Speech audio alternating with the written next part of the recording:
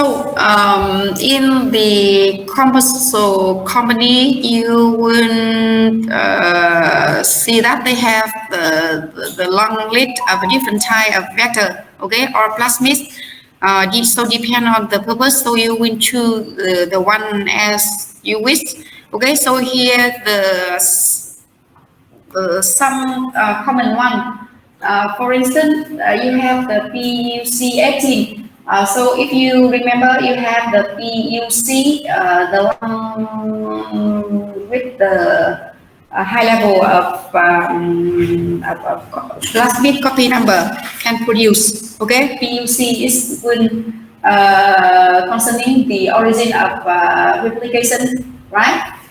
Okay, so the origin here we use. And this one for the size very small, only more 2,000 and a half base pair, right? So when you see the arrows here, for instance, the color, the orange color here, so it means that here you have a certain zine, and here is written PBLA. Okay, so here we have another arrows like this. So it means that they have a promoter. Okay, it will allow to express the following Z here. This Z. Okay, so this one PBLA stands for beta lactam promoter. Of the beta lactam. Okay, so this gene will corresponding for the ampicillin resistance.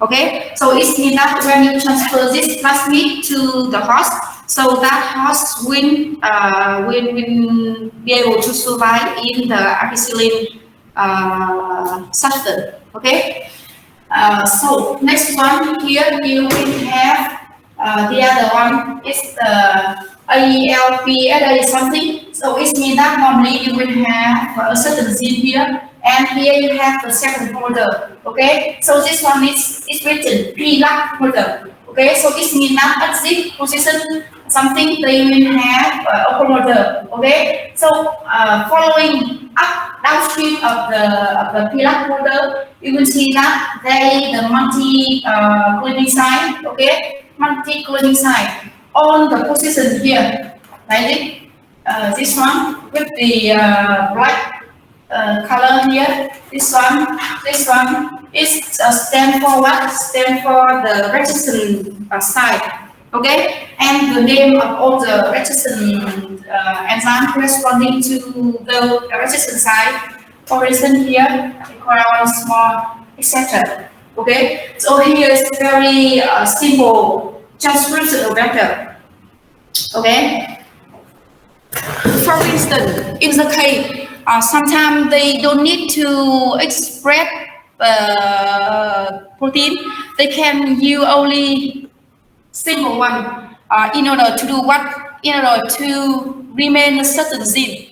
For instance, they would like to keep only gene A from a virus, like what kind of virus? Okay, whatever. So the gene A, they will try to insert in this vector, okay, and then they can screen to isolate only the vector carry this gene containing the gene A, okay, and then they can store this vector chain, okay, or they can grow this vector chain to produce a lot of recombinant plasmid, okay, a lot of, okay, use the PUC, and then it will extract the plasmid, okay, and then you can keep it in the Evan tube, okay, you extract the plasmid and then you keep it for a long time, okay. So that is why sometimes they just use the transcriptional vector. They don't need the expressional vector. Okay, so that is one of the applications and one of the reasons. Or they have other application. But when you know why such very simple one, it have the reason, and you will decide to choose the one you have. Okay, so here, this one you have the translation operator. Okay, this one is also very common. So you will see PTRC99. So PTRC, this one is kind of a hybrid promoter between PLUG and tryptophan. Okay, so for the hybrid one, they induced by IPTG. They is also suppressed by LAG-I something. Okay, right? So it means that this one you can induce by IPTG. If you read the name, maybe you also can know the information. Okay. So here you have the always provide the name of the origin. Okay, origin 7. And then here you will see that you have the selectable marker with ampicillin. So here is contained also the LAG-I. Okay, you see, because you have the promoter, the hybrid one. So you have the LAG-I is will extract the repressor, right? And when you put IPTG, it will work, right? So for the promoter, you have LAG-O, anti-term, bipsomadine side, mini-citron, IPTG, and then you have anti-clone inside, and then you have MYC epitope, and then you have histag, and then you have term. So it means that in this region it's contained all the elements. Okay, so you can Google to see what is the strain composition, like mini citron or the MYC epitope. Okay, for the 6-histidine, you know it already, right? Right. 6-histidine is the it's the second encode for 6-histidine amino acid. Okay, and you have specific purification method corresponding to this part. Okay, you know before in the previous year you have affinity chromatography, right? So you have kind of chromatography column. Okay, so here you have nicambit, right? In the column, right? A lot of nicambit. Okay, so for all the protein with the histag at the tail, so it's when you pull your repertoire of protein sample here, so only the one with the histag normally it will have the high affinity to the nickel column. Then you can eliminate all the unwanted one. Okay, so 6-histidine is the function is for affinity chromatography. Okay, for the purification step. Okay, and for the other one, for instance, for MYC epitope. When you see the term epitope, it means that it's something related to the binding site. Okay, you heard about the term epitope. For instance, you know about the term antigen and antibody, right? Right. When you have a certain protein, for instance, so to be able to recognize this protein B, for instance, and then you have you know that you have the antibody. This one is antibody. Okay, this one is will consider as antigen. Okay, and this one is antibody, right? Okay, so for the MYC epitope, so it means that That's one here. You have those in indirect already insert in already amplified, for instance. So at the C terminal, you would like to add another segment. So here you have MYC segment, okay? And then here you will have the antibody. They will specifically recognize this one. Okay, because normally the gene of interest, the one you interest is been the will normally they will be the new one. Okay, so they don't exist, do not exist antibody recognize your protein, so they normally they will fill with the common one. Okay, so here is can be kind of marker to perform the later experiment to confirm that you already extract the whole product here. Okay, you know about Western blot, right? Right. Okay, so normally after you extract your protein, right, you purify it. Okay, so you put in the affinity chromatography column and then you get your pool. Here you have your substrate protein, right? And then you will run on the SDF page, right? SDF page, right? And then here you have the marker, right? And then your protein will go somewhere, right? And then you will incubate with the antibody recognize the MYC. Okay, so the site it will suspect to the correct hypothesis, right? So that is the function of the MYC epitope. Normally, in on the vector, they will construct already many common one. Okay, so for instance, in your lab, you already have the specific MYC antibody, so you will choose this vector. Okay, or if you have the other one, you will choose the other one. Okay, so you can check the correct type as you wish. You just to type like a MYC vector, plasmid or translational vector, something like that. Okay, okay. And you also need to know how to clarify on the thing here. Okay, so I already show you. Okay, so that you know now you know how to read a math, right? On the common one, the one not common, you should Google. Okay, for the fundamental one, now you know. Okay, good. Okay, for one not very, I can ignore it. Okay, so this one I will remind you. Okay, for the cloning process, I will remind you. It will involve 5 steps, right?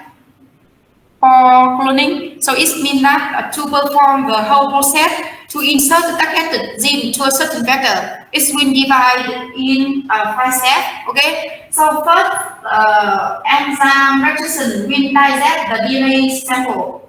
Okay, DNA sample it means you will get from where you will get after you have the after you perform PCR. Okay, right?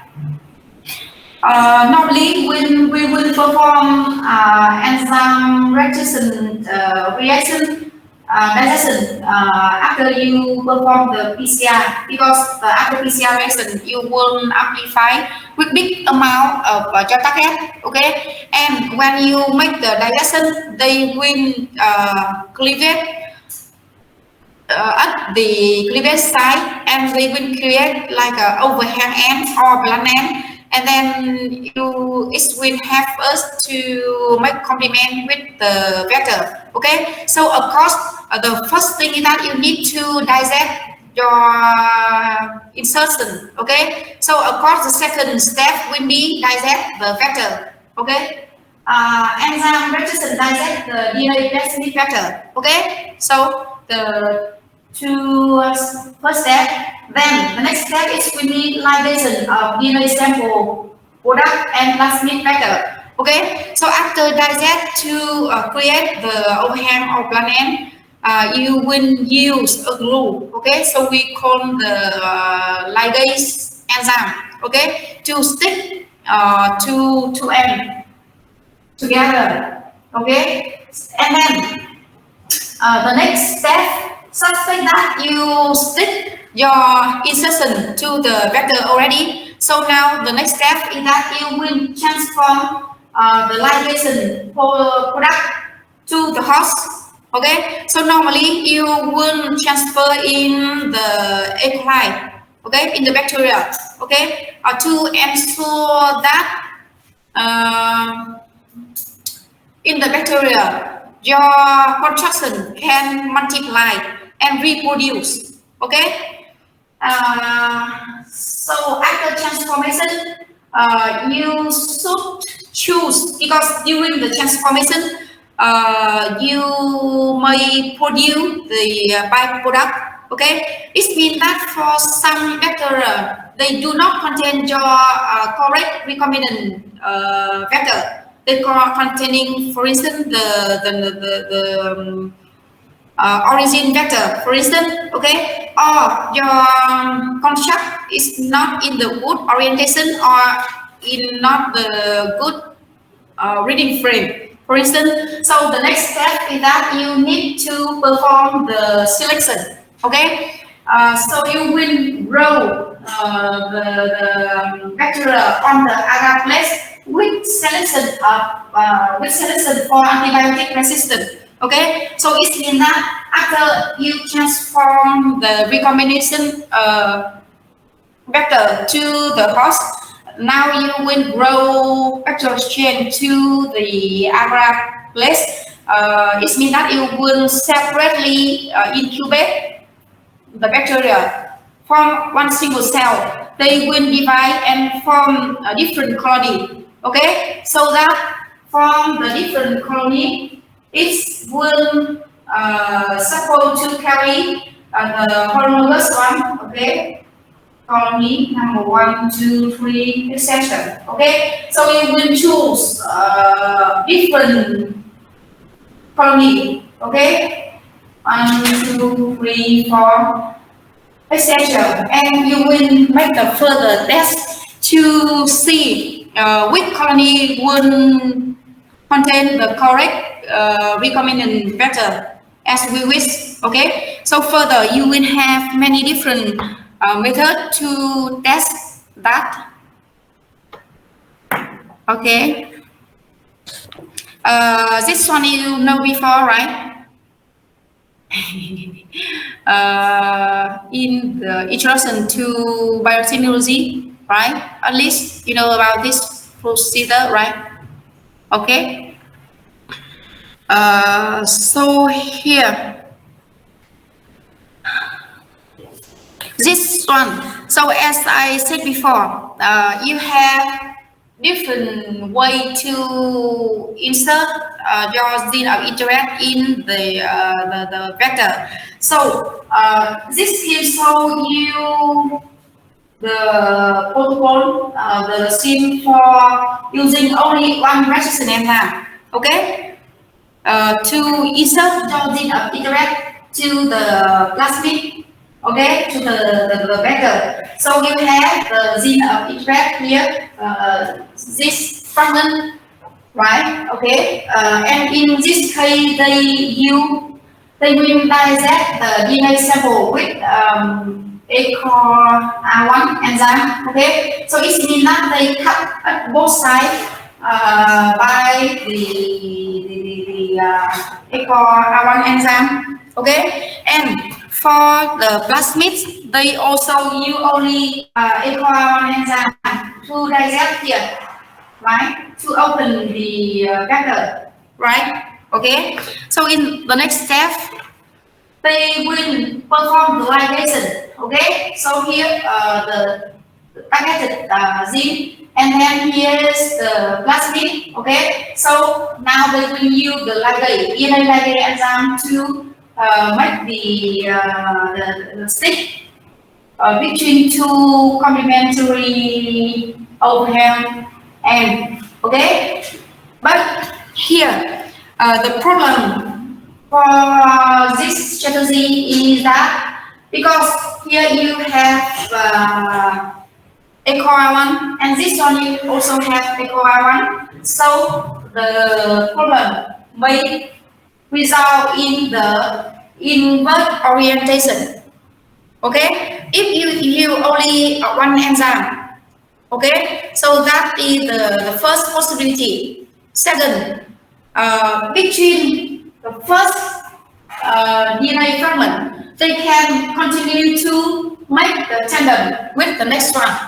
Okay, so it means that you have the first gene and then second gene or third gene. Okay, so it means that if you only one registered enzyme to perform the protocol, so it will create more byproduct. Okay, so for selection, for instance, after that is the disadvantage. Okay, but sometimes you have no choice. Okay, for the reason I will not tell you because it have many cases. Okay, here that it may disturb you. But for the case do you only unregistered enzyme, so for instance for like 30 clone you take, so you only obtain one colony containing the correct, so it means that it will take more time and more money assisted. Okay, but you can save money from the previous one. But here, of course, it will take you a lot of time. Okay, so that is the disadvantage of using one registered enzyme instead of using two. Okay, but you can use both two. Okay, but of course, the first one it have more advantage. Okay, but I will take one example to say in that why you cannot use the two registered enzyme. Okay, for instance, when you check here within your target sequence, there is a lot of different registered site here. Okay, within here, and they also exist in your multi-cloning site of your vector. Okay, so when you perform the digestion, okay, you only expect it digest here and here, but because from the DNA sequence itself, it exists the registered site naturally. Okay, so when you expect to digest only at two ends of your gene of interest, but they digest somewhere randomly here. Okay, so it will resulting in a shorten your gene. Okay, so you cannot insert a full gene of interest.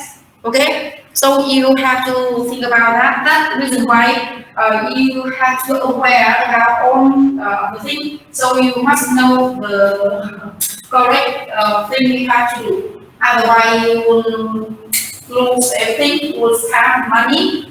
Okay, so you have to check also the registered site in within gene of interest before design your strategy for cloning. Okay, using one enzyme or two enzymes, and the problem is use the correct one. Okay, the one you wish to dissect the true site of your gene should not present along of your gene. Okay.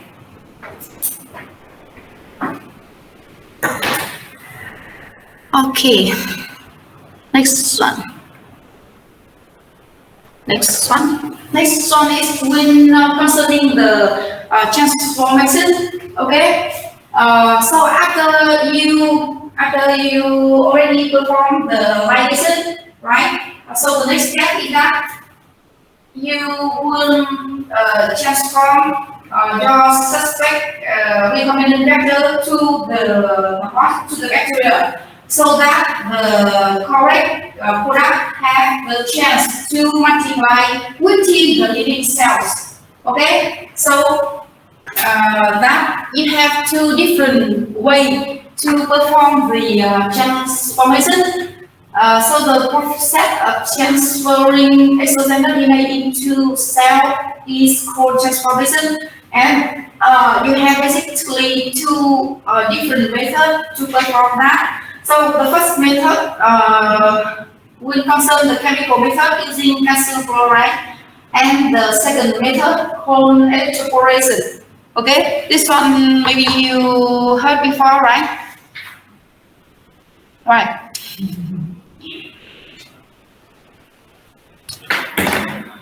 Okay, do you need a break? So we will have small break, if you wish. I see there's someone sleepy. Okay. So to be able to design your own construction, beside resistant enzymes, this table provides you very common enzyme that can be used in molecular biology. Okay, so you have the first one, alkaline phosphatase. This enzyme will be responsible for moving phosphate group from fibrin and DNA. Okay, so in the case if you use only one resistant enzyme to digest the vector, okay, so when it open like that, okay, but you remember that this one is complementary together, okay, so it will help you to prevent the unwanted religation of the cut DNA, okay, before we perform the ligation, okay, so you will add the alkaline phosphatase to prevent that. The next one, DNA ligase. So this enzyme will be responsible for joining the compatible end of DNA fragment. Okay, at the long end or the complement end, and this one is will require the ATP. Okay, the next enzyme is DNA polymerase 1. So this one is will take part in the synthesis of DNA complementary to DNA templates in the 5' direction. Start from an oligonucleotide primer with an 3' OH and okay. So it means that when you would like to multiply the DNA to perform the PCR reaction, so you need to use DNA polymerase 1. Okay. So your DNA will synthesize in 3', 5' direction. Okay. So the next one. Okay. So when you study diagram, so you know that in actual for the DNA polymerase, not only you have DNA polymerase 1, you have 2, 3, 4, 5.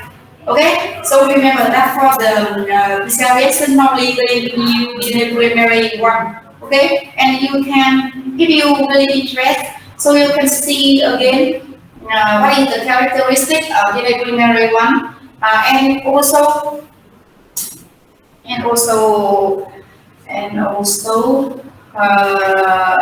the other, okay. Later, so you also need the other DNA polymerase, attack DNA polymerase, okay. So the characteristic of attack DNA polymerase is they also allow you to synthesize DNA polymerase in 3', 5' direction, okay. Here I have a mistake that normally here you have to use the duct. Duct is principle. They also require primer and they will synthesize in 3', 5' direction. Okay, but because in the PCR reaction you would change the temperature, and it must require the heat stable DNA polymerase. Okay, so in this case, it's a dark DNA polymerase. Okay, so the characteristic of the dark DNA polymerase is will also similar to the DNA polymerase one. Okay, for the orientation of the synthesized, and they also require the primer. Okay, and this dark DNA polymerase, the first time they investigate the DNA polymerase, they isolate it from a certain kind of microorganism. It's called the thermostable microbe. Okay, here's the name, thermoaquatic aquatisus bacteria. Okay, because they live in the hot river. Okay, so to be able to survive in that condition, so the enzyme must be stable in the hot condition. Okay, so we extract and isolate that enzyme, that protein, and we produce a big amount of that DNA polymerase, and we use it in PCR reaction. Okay, in previous year we already purified this protein. Okay, if you still remember. Okay, but sometimes for the reason you would like to add some oligonucleotide, so you can use DNA one also. Okay, if you do not need to perform the PCR reaction. Okay, so the next one, very important one, exonuclease 3. Okay, exonuclease, what is exonuclease? You know, you have endonuclease and exonuclease. Okay,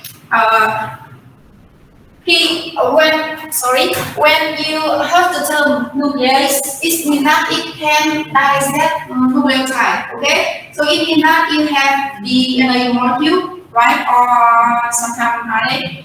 But here you have the exonuclease, right? So the nuclease will dissect DNA, but it have two types of nuclease. One will dissect within the DNA fragment, so you will call this endonuclease. So for exonuclease, so they will eat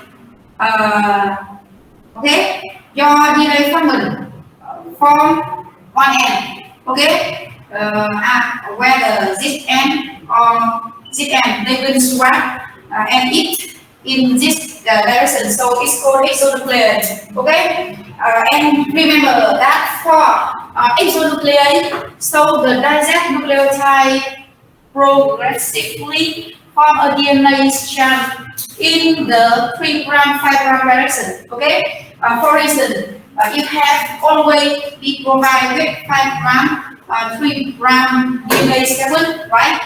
So it will dissect in 3' 5' direction. Okay, so it means that they will exonuclease 3, they will specifically dissect in Z orientation. Okay, so if you would like to dissect in Z orientation, you will check for the other one. Okay, not this one. Remember. Okay, pay attention to the orientation. Okay. Why I have to provide you this one? Because for the next slide you will see different method. They will use different enzyme to perform the reaction. Okay, and you must know how it works, and you have to choose the correct enzyme. Okay.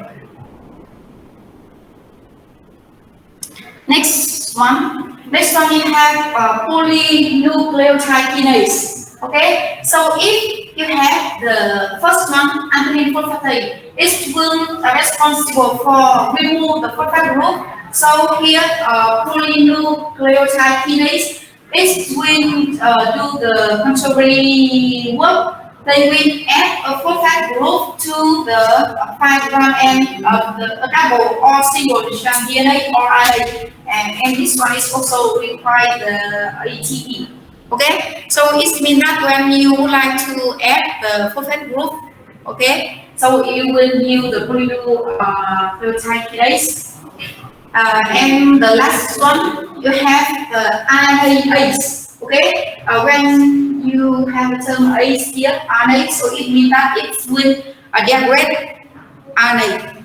Okay, so nuclease with digest RNA but not DNA. Okay, so normally when you have, for instance, before be able to perform cloning, so you have a host, okay, suspect that he is bacteria, for instance, so you have the chromosome is DNA, right? But within the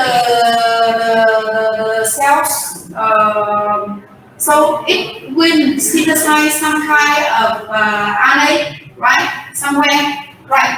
So when you perform the DNA extraction, DNA extraction, okay? So actually, the principle of the DNA purification, so they sometimes they will remain also the RNA because the characteristic of DNA and RNA is very similar.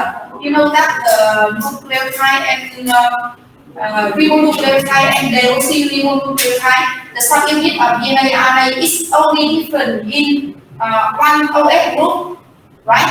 So the characteristic is very similar. So when you extract the chromosome of the host, but normally from the very first step, right? At a certain step, here you have both DNA, right, and RNA. Okay, so before get the purifying chromosomes, so you very often you will add the RNA and A, okay, to eliminate the RNA, okay, then you have only the DNA at the final one, okay, so finally you only get the purified DNA chromosome of the host, okay, and then now you can take this template to perform the PCR reaction to multiply only your targeted gene. Okay, so very often you will use RNase. Okay. Something you need to remember with the resistance enzyme also. So as I said before, when you use different resistant enzyme, so of course different resistant enzyme name is will corresponding to the different sequence. Okay, for instance, you have E core R1. So you will have it will recognize this specific sequence on the DNA sequence. Okay, so when you add this enzyme, so it will recognize and digest in this way. Okay, so it will create the 5' overhang M. Okay, so it means that here on the two sides you will see that the 5' end is longer. Okay, so here we call the 5' overhang M. So of course it means that for the other resistant enzyme, it also can create the 3' overhang M. Okay, it's very easy. And or in another case, for some enzyme like in SMART one, so it will create lamin. Okay, so they just cross between this sequence.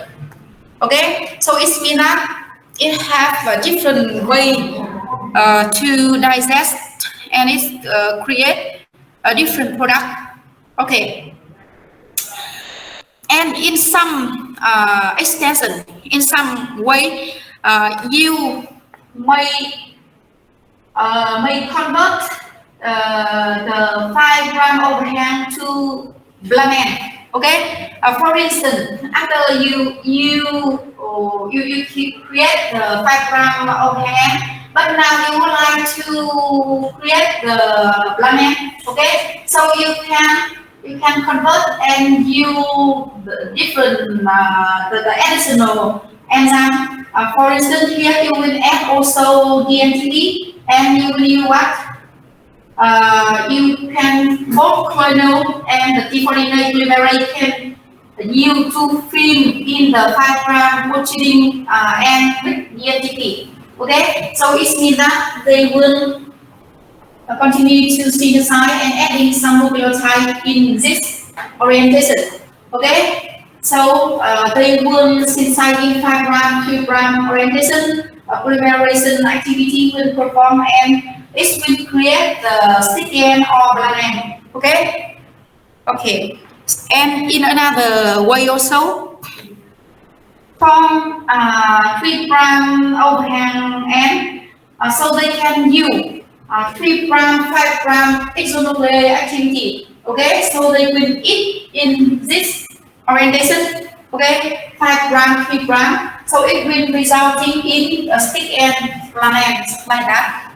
Okay, so you see, you can use DNA polymerase not only for the PCR, you can convert between overhang end and lamina also. Sometimes you use exonuclease to eat whatever you want. Okay. Okay. So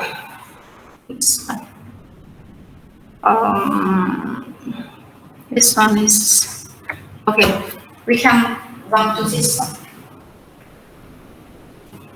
So that is the common enzyme and how it works. So now, specifically, this slide will be about how to design primer, introducing a resistance side by PCR. Okay, so normally for PCR reaction, you already know that you have the first jump, right? Here you have the first jump 5' 3', right? And second jump you have 3' 5'. Okay, so to be able to perform the PCR reaction, you need the forward primer. Okay, in which complementary with the this jump, right? And the reverse sequence will complementary with this one. Okay, so if you would like to add the resistance sequence upstream and downstream of the gene, okay, so you will add it in the forward and reverse primer. Okay, so it's enough here in this part. You will add whatever you want. Okay, for instance, if you would like to add cyclistidine here, it's okay. Okay, or whatever you would like to add.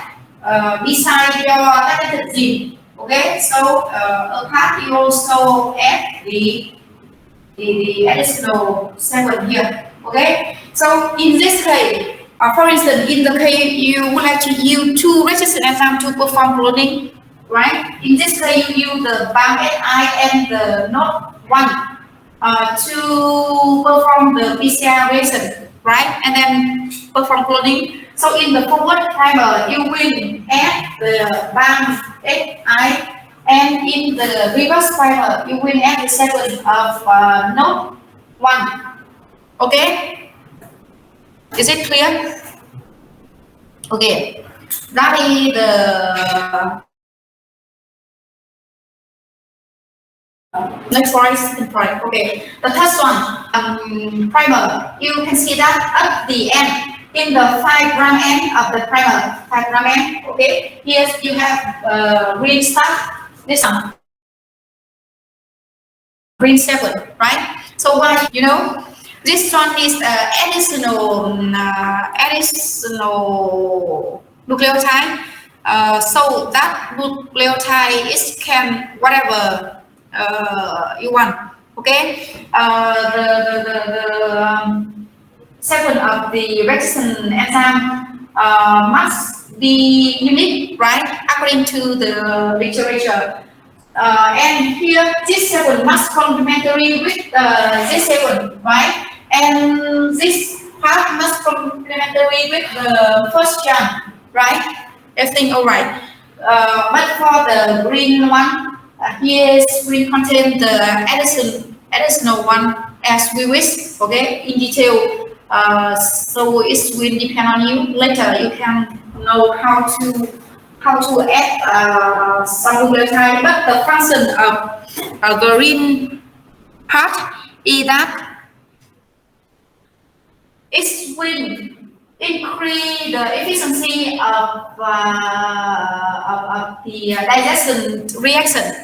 Okay, because after you perform the PCR reaction, the purpose is to amplify your targeted gene. Okay, but if you remember, after you perform PCR reaction, you have the product, and then you will digest at two sides. Okay, so the function of additional nucleotide is increase the efficiency. Okay, here written.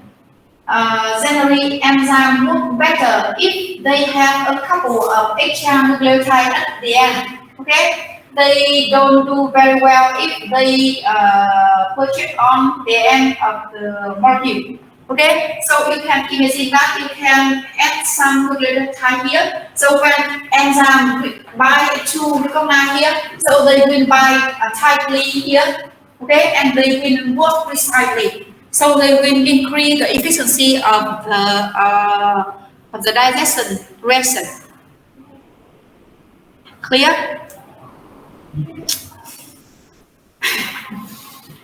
Clear, easy, right? Okay. So the other thing. Go ahead with this one. This one seems too simple, but frequently you make mistake. So I will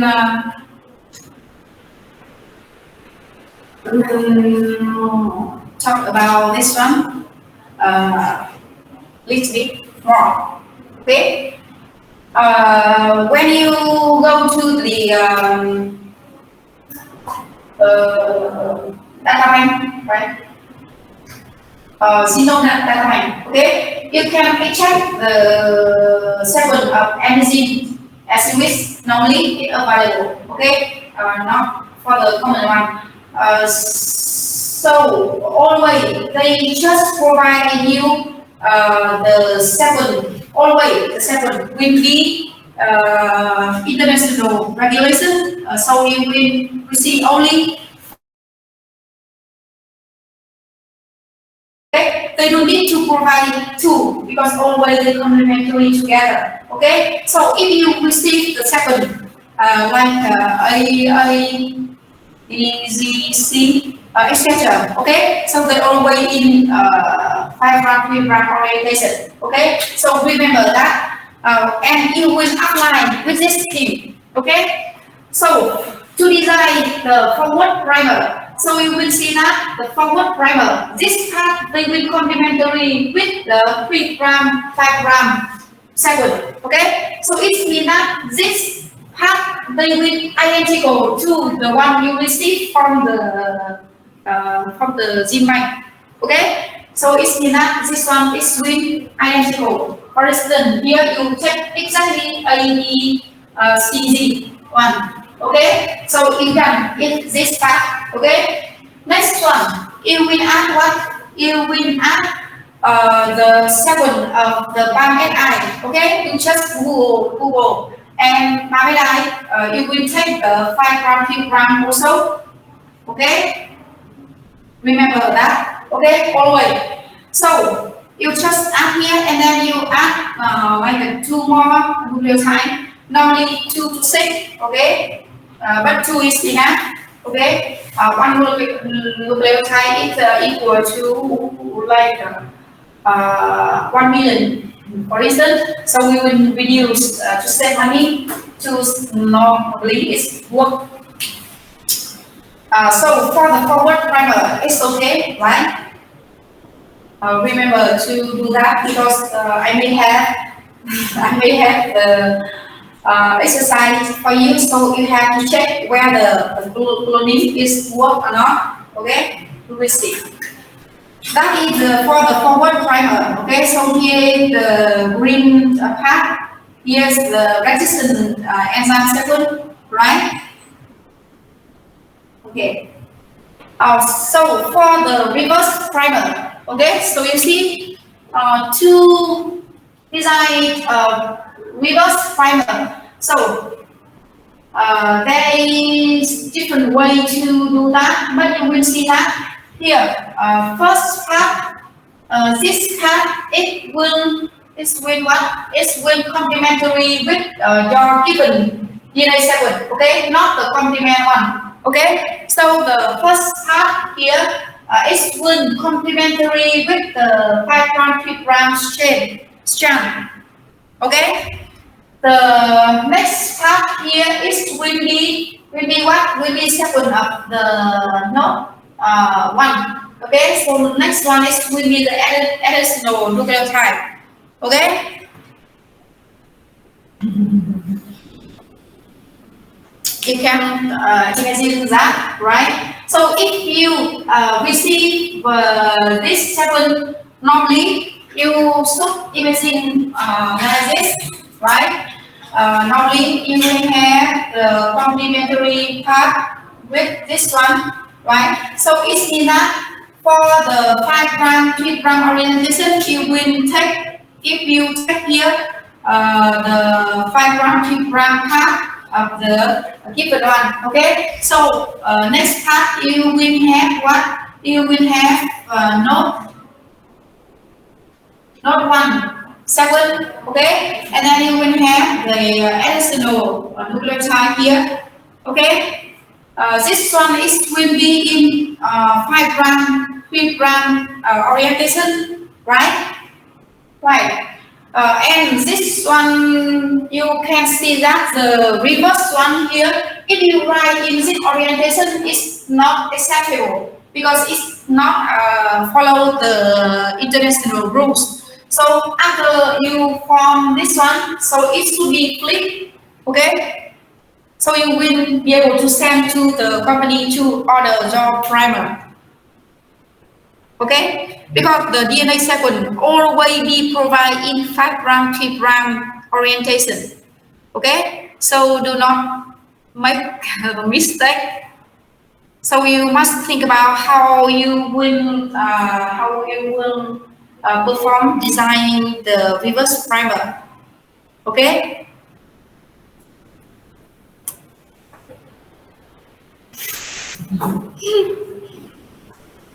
Because you see, normally, if you, for me, normally I will always think about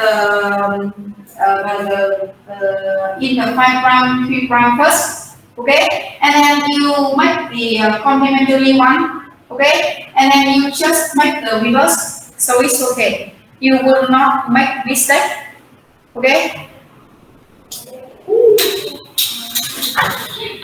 Because here you can see that for the reverse primer, they will buy with your given sequence, will buy with a 5' 3' strand, right? So here for the node 1, if you make the reverse, if you make the complementary from this step, so you must take 3', 5'.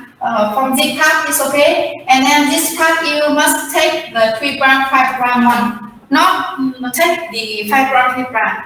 Okay, there's two ways to do. Okay, so normally for the bachelor class, I will recommend them to always take the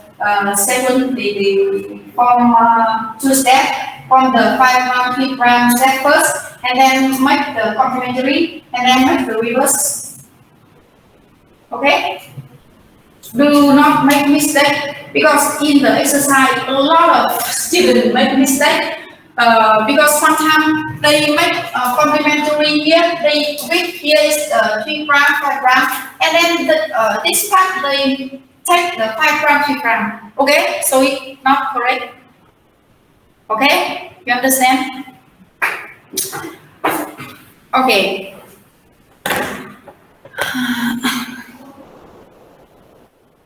Next one.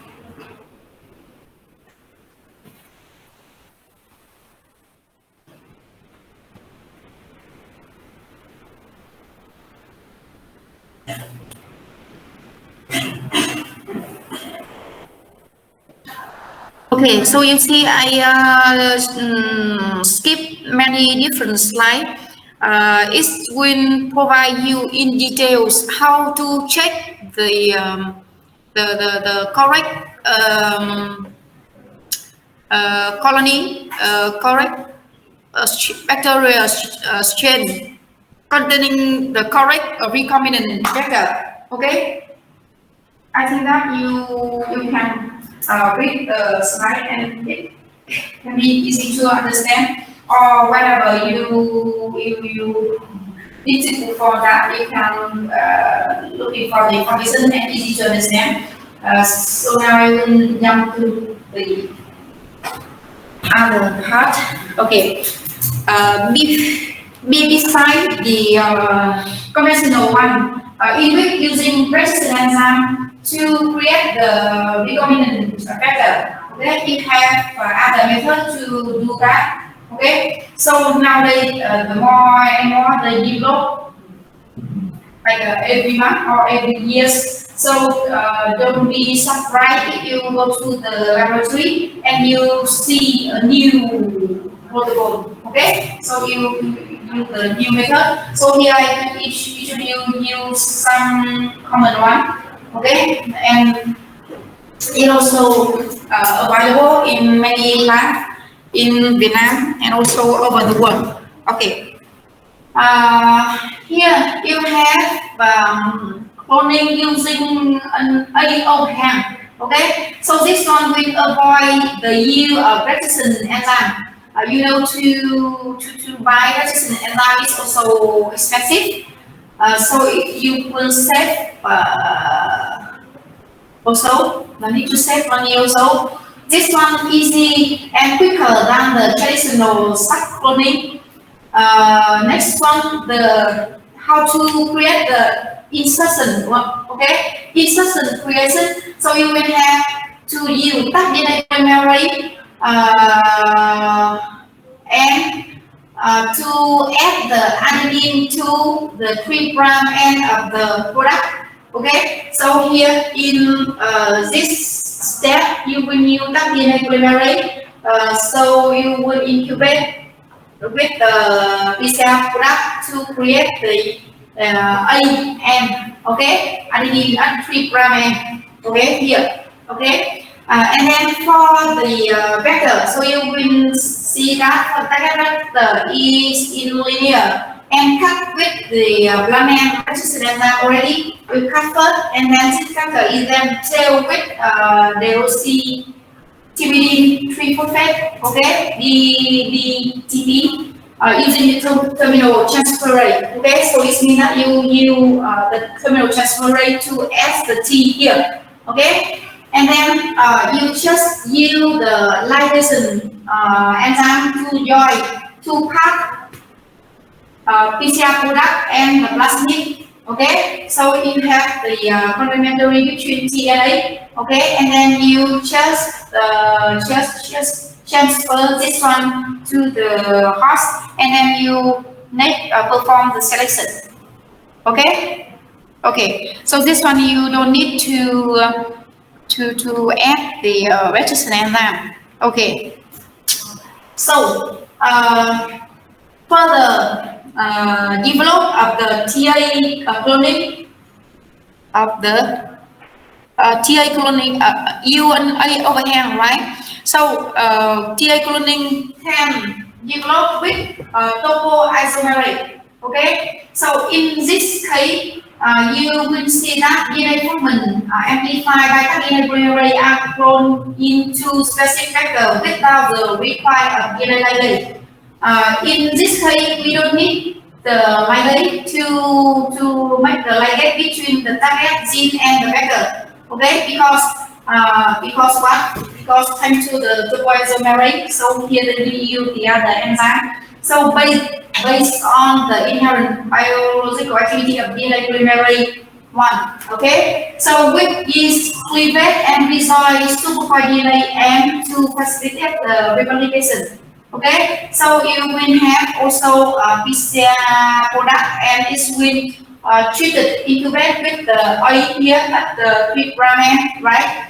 And then Here you will have the linear DNA vector will processed with the two-way isomerase enzyme here already. Okay, so this one will covalently attach to the both of each free end. Okay, this three side and here also. Okay, so it will perform the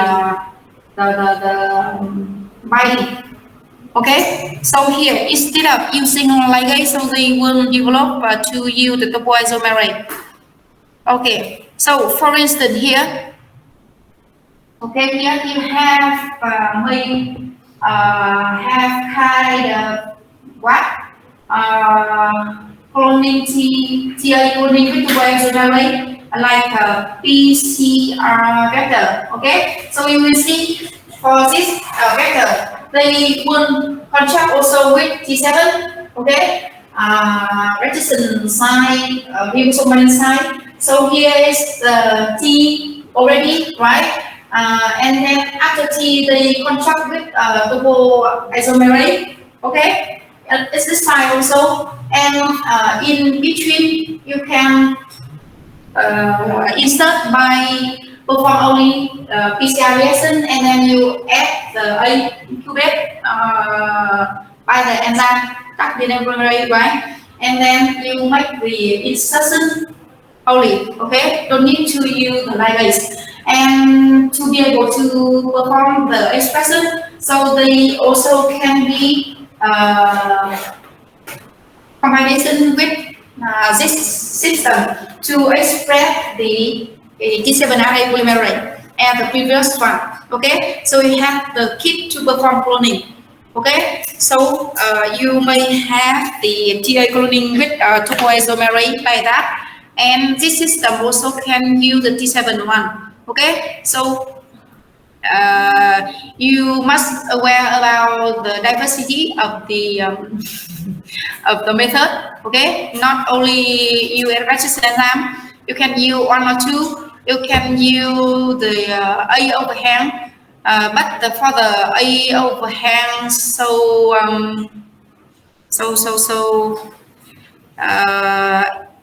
they will develop with topoisomerase. Okay, so they further develop the TA with topoisomerase to eliminate the invert orientation of the target.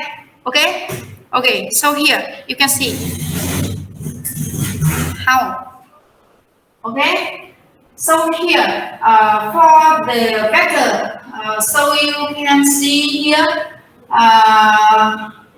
for the this part for the this overhang 5 gram overhang, you can see that they added a specific sequence. Okay, so it means that in the PCR product for the primer, you need to design the primer in which complementary with this part, so that your insertion will always integrate in a certain only one orientation. Okay, so it will make the flip one compared to the previous one with only ANT. Okay. Okay, so that is depend on the system. Okay, I remind you again. Okay, so it's very common with TA cloning with topoisomerase. Okay, so based on what you have, you will aware about the way you design primer. Okay, for instance, if you have like exercise for the bachelor class, okay, I have never gave you the exercise with the topoisomerase, for instance. Okay. You know. Okay, so the next one, not only TA or TA with topoisomerase, you have other methods. The next one, this one you call gateway cloning. Okay, gateway cloning. So to be able to develop the gateway cloning method, they also based on the phenomenon happen in the real living organisms. Okay, so here this phenomenon happen in the bacterial phase. Okay, and you know that the bacterial phase they will invade the bacteria. Okay, by attack the bacteria and they will insert the genetic material of the bacteria into the host, okay, by using a certain enzyme. So you can see here in the this scheme you will have here the genome of the bacteriophage, okay. In between they will have the ATP sequence. P stands for the phases, okay. In E. coli, it exists the sequence of ATTB, okay. B stands for bacteria, okay. So it means that the between bacteria and the E. coli, they can make the cross, okay, and they can make the complementary together. So this one can be digest open, and the gene in the E. coli system they also can be open, and they will make the crossover and integrate the pink color here in the genome of the host of the bacteria. Okay, so you will need the integrase enzyme to perform the insertion. Okay, and this one is can stay for a certain time. Okay, and sometimes if there exist of the other enzyme and it can catalyze for the excitation. Okay, so it means that there is the reverse process can be happen naturally. Okay, so this one will be removed out of the host gene. Okay, and this one can be closed and from the two origin product. Okay, so this phenomenon happen in the real life. So based on this one, and they will create a certain enzyme here, and they will mimic also this sequence, this kind of sequence. So you can see that here from the ATTP and ATTB. They must cross over. They can create the ATTL and ATTR7. Okay, L stands for left, R stands for right. Okay, so it means that you have the left border and the right border. Okay, so they further develop and mimic this one. They will also integrate and excite something, certain kind of enzyme. Okay, so to perform the gateway cloning, they will divide in two steps. Okay, so for first step, they will clone the gene of interest into an entry vector using the BB reaction. Okay, in the first step, you can see BP reaction, B here, P reaction. Okay. And BPS will create the L, will create what? Okay, later you will see L and R, right? Okay, here, so you will see here for the gene of interest. So when you design primer, they will design this forward primer with ATTB1 and revert primer with the ATTB2. Okay. So here you for the vector, it will compose for the entry vector. This one actually you have the like the intermediate vector. So here is already composed with the sequence of ATTB1 and ATTB2. Okay, so you can see that B and P, B and P. Okay, so for the product, you will see they will create the L and R. Okay, L1, R1. Here you have the L2 and R2. Okay, corresponding to the two sides. Okay, so you will see they will make the exchange. So here they will use the BB clonase enzyme. Okay, So after the first reaction, they will create the byproduct here, right? And they will first create the anticlone containing the gene of interest, right? Okay. So after this reaction, they will transfer also to the host, and they will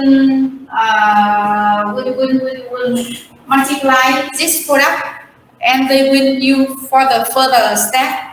Okay. So for the step 2, we call the LR reaction. Okay. So for the first reaction, you will see that for the B and P, they will create L and R. Okay. So now they will use the L plus R. Okay. So they will reverse again P and B. Okay. So it means that they use both reaction mimic the phenomenon of the integration and excitation.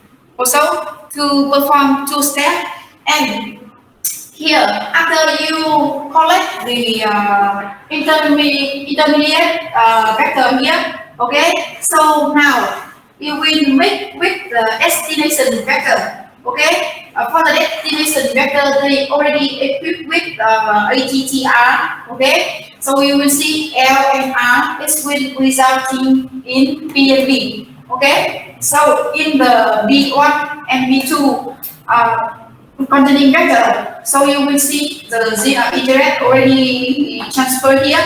Okay, so besides that, it will have a byproduct, but because of CCDB, it will express kind of toxic, so it will kill all the bacteria containing this gene.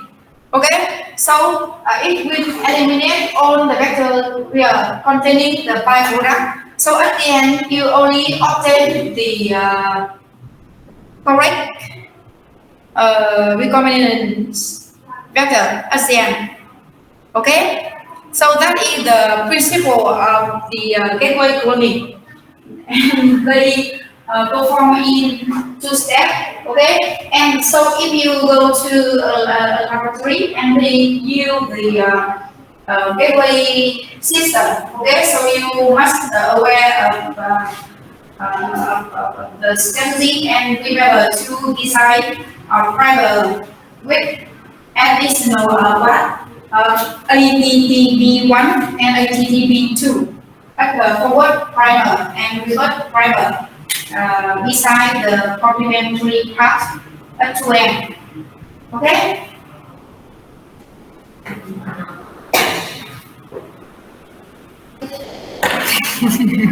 Okay. You need a break? Okay, so we will have another small break. Do you have any questions?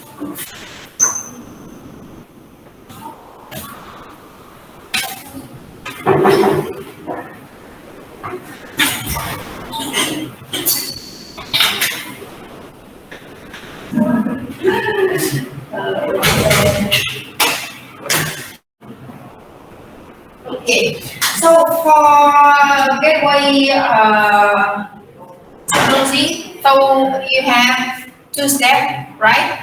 Step 1 and step 2. For step 1 means in order to create an intermediate vector. So to perform that, for only step 1, there is many different versions of the protocol. Okay, so here it will provide you the different one. Okay, just in order to obtain the intermediate one. And later I will explain why for this, what is the benefit of 2-step gateway cloning. Okay, so why they have to first introduce your targeted gene in an intermediate vector, why they don't integrate directly in the expression vector. Okay, but now we will see in the first step they have different method to integrate the gene of interest in the intermediate vector. Okay. So for the first the first way, we will call the method A, the recombinant of an ATTB PCR product or plasmid with an ATTB donor vector. Okay, so it's been from the genomic of the host. Okay, for instance, in this case, its origin from the humans. Okay, so for the PCR reaction, you will design also the AGTB1 and AGTB2. Okay, so it's okay. You just use the enzyme BB glucanase, and then they will create the byproduct, and then the entry vector as in the previous one. Here the first method, okay, we call method A. For the method B, so for the intermediate for the entry vector, they can be use the turbo vector. Okay, so it means that they can compose the topoisomerase. Okay, so you do not need to use the BP glucanase enzyme. Okay, because here in this case, they will use topoisomerase enzyme to perform the ligase. Okay, to perform the joining. Okay, so that will be the same compared to the previous method using the turbo. Okay, so in this case, you can see that for the intermediate entry vector, they already composed in the middle here. They make the zoom, and you can see they already have this sequence have composed with the topoisomerase at the two sides of 3' N, right? And in this case, you remember that for the PCR reaction, for primer, you must design also ZCACC7. Okay, so they will make the complementary with a 5' here on the vector. Okay, to ensure that beta get the gene in only one orientation. Okay. So after you ligate, you join between the PCR product and with the entry vector, it will create also the intermediate one containing your gene of interest, and they also still contain the L at two sides. Okay. The next method to perform step one. So in this case, they also can use a kind of intermediate one with the resistance enzyme at two sides. Okay, so in this case, you must design PCR primer containing also the resistance side at two sides. Okay, so you can make the resistance digestion for both insert and for the vector also. Okay, then you will use the ligase to perform this one. Okay, so you see, I already provide you the step break the method, and then you will see in different method they can mimic, they can make, not mimic, make between different protocols together. Okay, and we must understand. So the gateway is also very popular and it's a little bit expensive.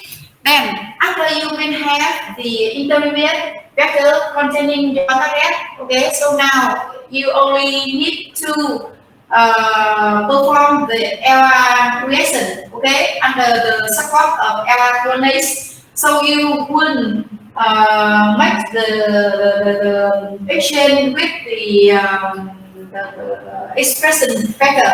Okay, so here you will perform the LR reaction and you will obtain the PB at two sides. Okay, so as I explained before, the toxic one have been eliminated because it's going to sit for the host, right? And then you will obtain this one. So the reaction between the entry clone and the destination vector create two products here, and the gateway cloning efficiency can reach 99%. Okay, so it means that this one is will increase the efficiency of the cloning. Okay, why when you use the register enzyme? Okay, so it will what it will less efficient compared to this one, because during the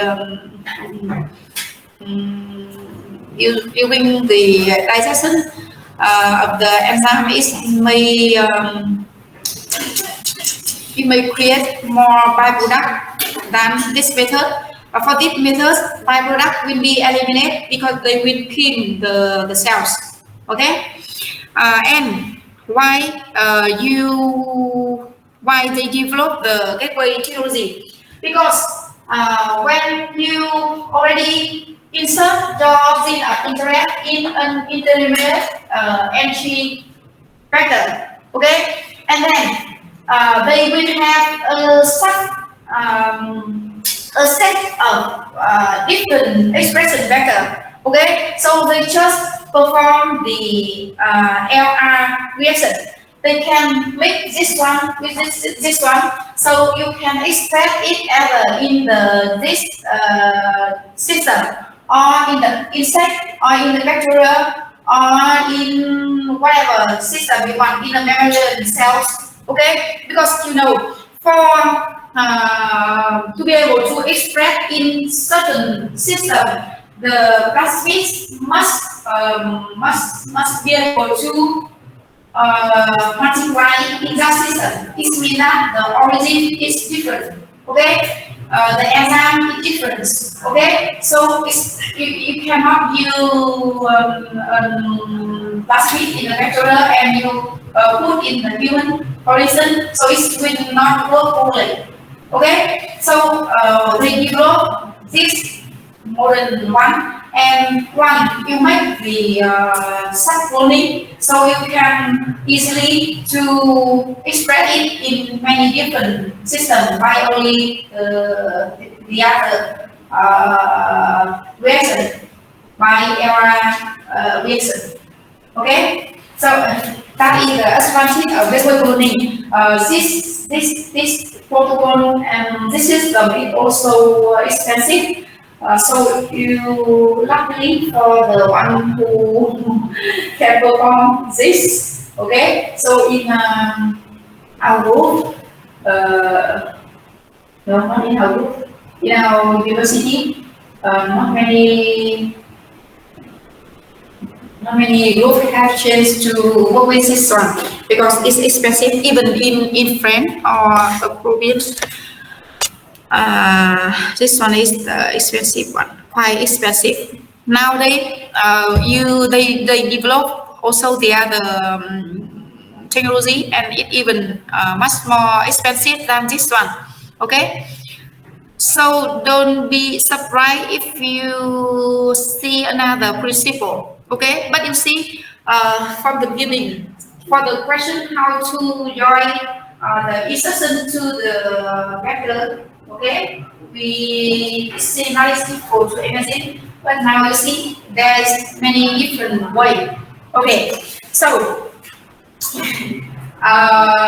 so now you know different method to join only one insertion to the plasmid. So how about the case that you would like to insert two or more different fragments to the plasmid? Okay, so here in this slide, so you classical long fusion protein construct. Okay, for instance, here you have plasmid, right? Then you will use the first register enzyme N4I and the hin 3. Right, in 12, in 3, I don't know, 2 or 3, okay, 2, in 2, okay, for the first, the zinc, okay, so the second zinc, you also use him, okay, then you will use in the reverse for the second zinc with the PST, Okay, so you see that in the middle, the him here and him here is can make the complementary together. So they will join the first fragment with the second one. Okay, so that is the traditional way, classical using the registration enzyme. So it means that you use the different registration enzyme to connect different fragments in between them. Okay, the same one. So then you make the ligation. So you see you have the first registration enzyme, the second one, and the last one. So you have the ribosome inside here. So they will extract the first gene, the second gene. Okay, so this one is will be useful in the way you like to study the interaction between the two proteins. So you can extract it at the same time and they very close together. So it will increase the possibility to for them to interact together. Okay, and you will review everything.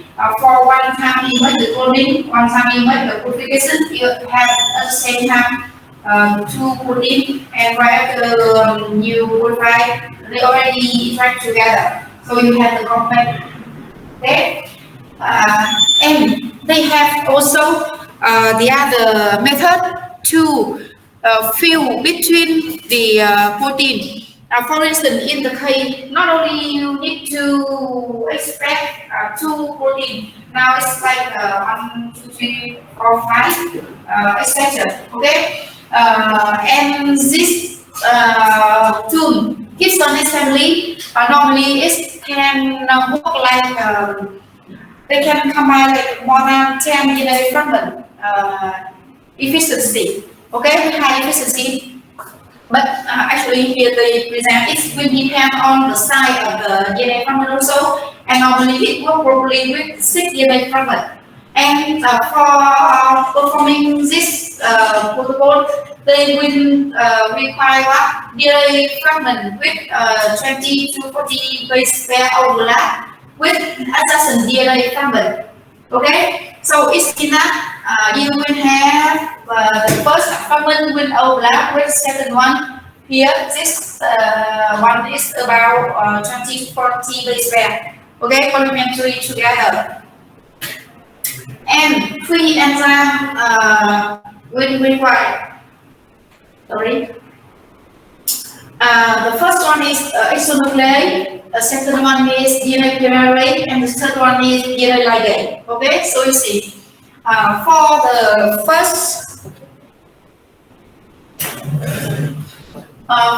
line you have the blue fragment, second one you have the black fragment, right? Now you will add an overlap by using PCR. Okay, so by using PCR, you will create primer here and primer here with an overlap second here from here. Okay, right? Okay, so after you get the 6 fragment, you will make with the first fragment, right? So now you will use all the components of the Gibson-Lee master mix and incubate at 50 degrees. Okay, so it's suitable condition for the enzyme activity. So isonuclease will chew back 5 gram N. Okay, so it means that they will eat in 5 gram, 3 gram. Okay, and this one here they will chew back in the 5 gram, 3 gram also. So they will create the complement part here. Okay. So now it's time for DNA polymerase will work, okay, right? So they will fill the gap in the 5 gram, 3 gram orientation, okay? DNA ligase will change the nick at the end, okay? So you just perform the overlap by using the PCR, and then you will put all the fragments together in the tube and add 3 enzymes. Okay. Then after they will create the long DNA fragment containing different zinc and containing different protein. Okay. or as you wish. Okay, so you can create kind of generic antibody or thing as you wish. Okay, whatever you want.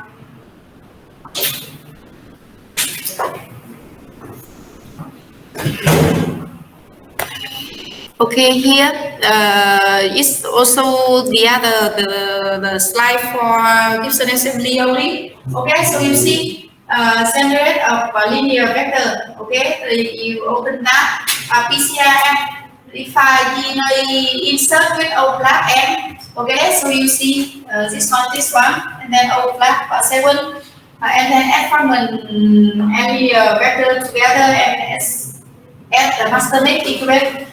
Okay, so then you will see you will add a lot of things, and then you will obtain different diagram, of course, and then you also need to transfer to the bacteria, and then you will make the screening also in order to get the product as you wish, and you have to check. Okay. That is the Gibson assembly. It will have us to join DNA fragment together. Okay, so next one is called RF cloning protocol or technology. So RF stands for resistance-free cloning. Okay, so it means that in this method they do not use resistant enzyme. Okay, so they only use PCR mostly to perform this cloning. Okay, so now you see, for instance, you have on the first slide you have in green the gene of interest. Okay, so you see that they also design primer to amplify the targeted gene for the green part. It will complementary with the gene of interest. Okay, and then for the blue part, it will complementary with what? With the plasmid.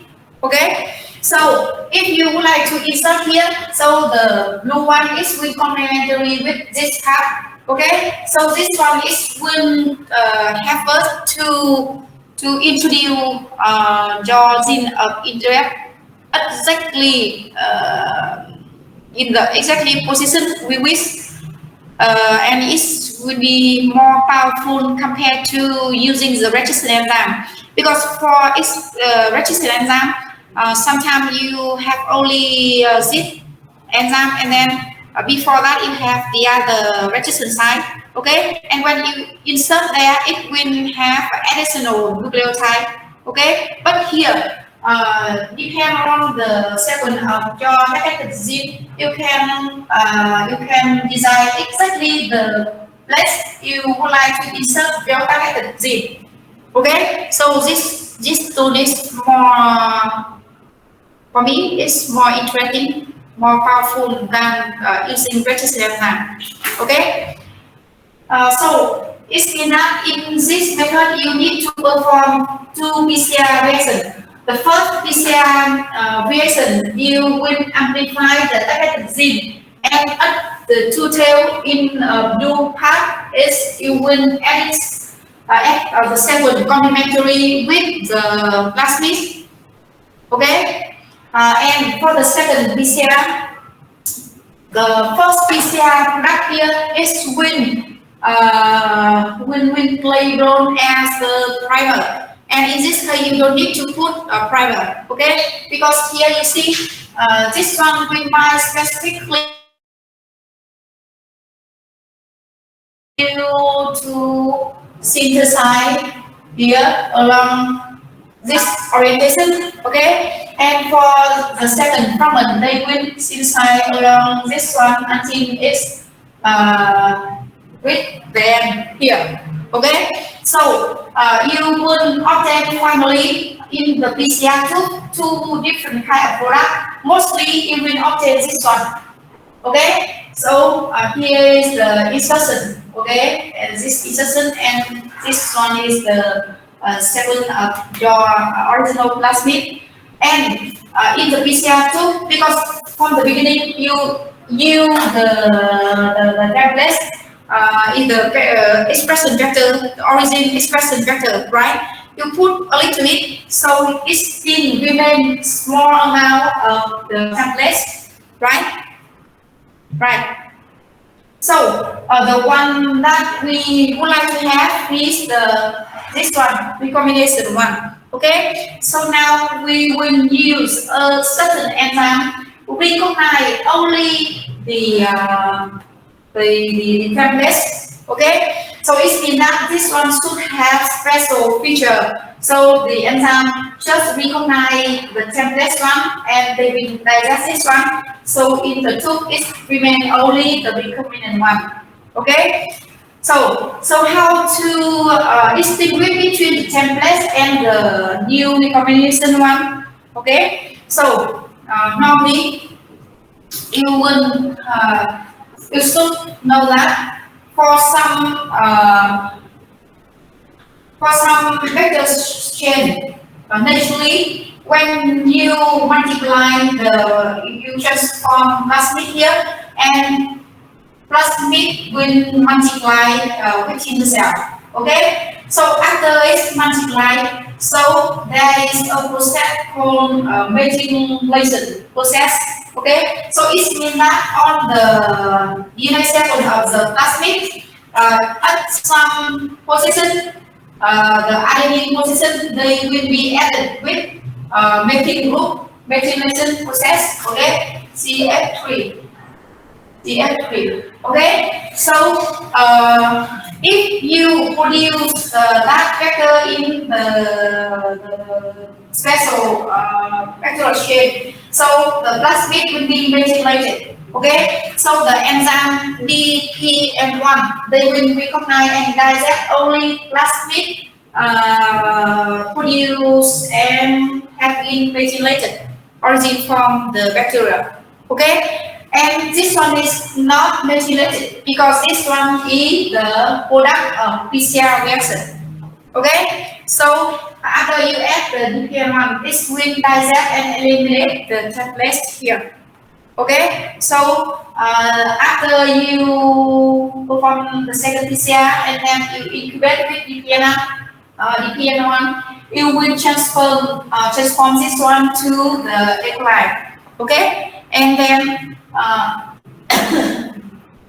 the recombination one will be multiplied here and you will make the selection. Okay.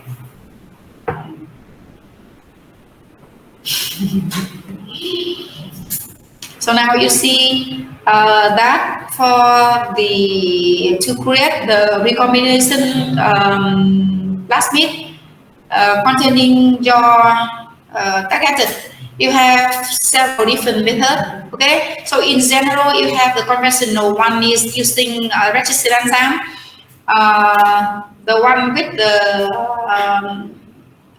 AOM, TAOM using topoisomerase, and then you have what gateway, right? Gibson to connect many different one, right? And then you have what you have this one. I have cloning. You don't need to use any registered enzyme. You only PCR. Okay. Okay. So I think that's enough for the common method. Okay. So for the other one they develop, they also based on those one and they make the further develop. I think that's enough for you. And we can do something to try to see how you understand. Okay.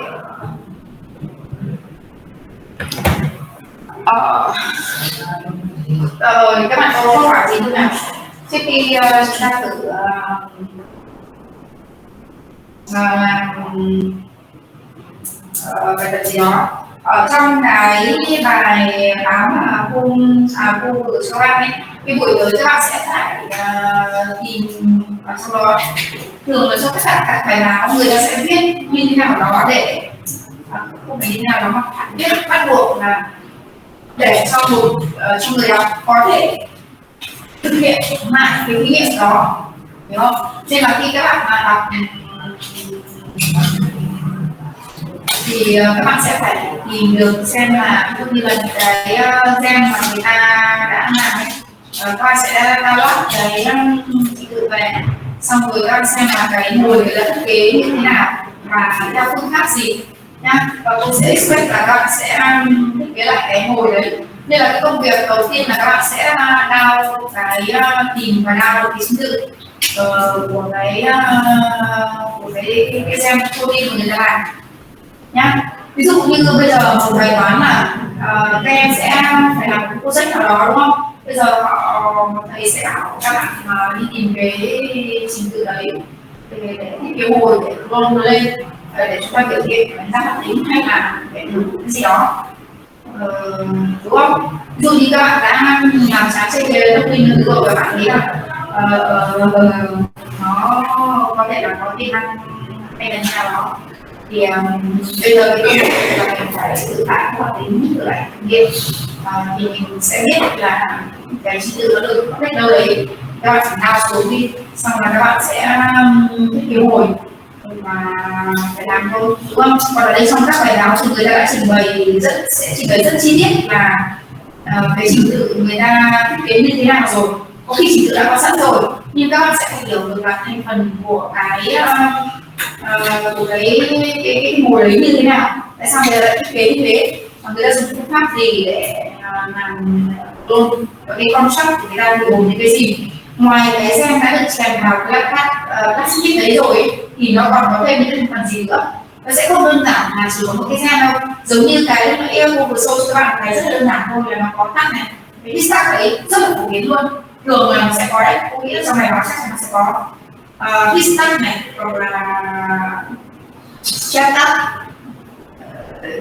đó, thì con xem là dùng cái họ dùng cái gì, cái đấy là để mục đích cho cái configuration nữa, hay là họ sẽ thêm một cái previous site, thì cụ thể trong cái bài báo nó sẽ ra như thế nào, mắt đọc xem là bạn hiểu đến đâu và làm được đến đâu nhá. Còn đấy là cô ví dụ thế, bây giờ mình vẫn còn một ít thời gian thì cô sẽ thử cô sẽ đưa cho các bạn là một cái ví dụ như này, ví dụ như là những cái bài tập mà những cái vector và những cái trình tự mà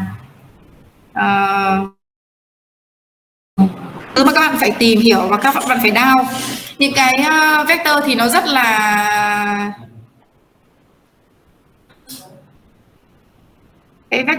là phổ biến thôi.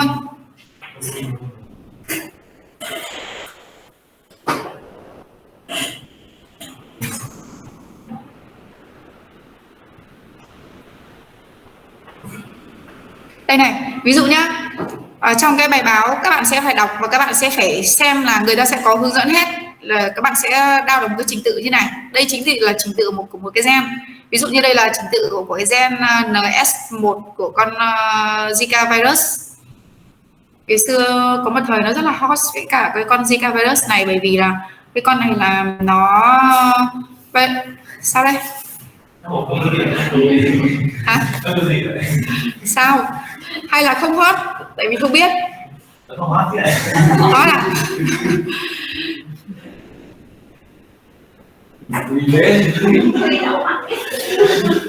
Sao thế?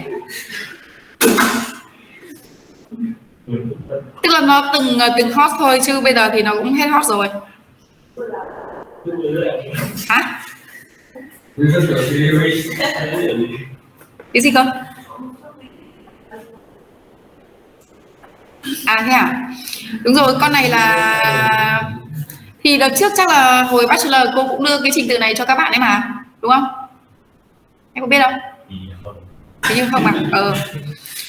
Không, có một cái đề tài của trường cô cũng làm để biểu hiện cái này, nên là nó có cái dữ liệu để cho các bạn có thể phân tích ấy, có những cái trình tự người ta đã giải sẵn rồi. Có nghĩa là trong cái quá trình làm cloning ấy, cái bước screening là cô đã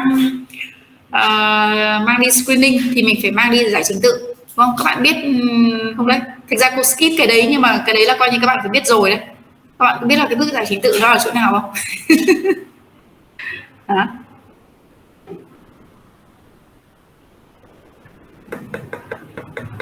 Tôi coi như là bây giờ là giải lao thôi đấy. Các bạn cứ không biết là các bạn biết cái gì các bạn nói đi, không biết thì cô còn biết lối để phải nhắc lại nào. Chết mất.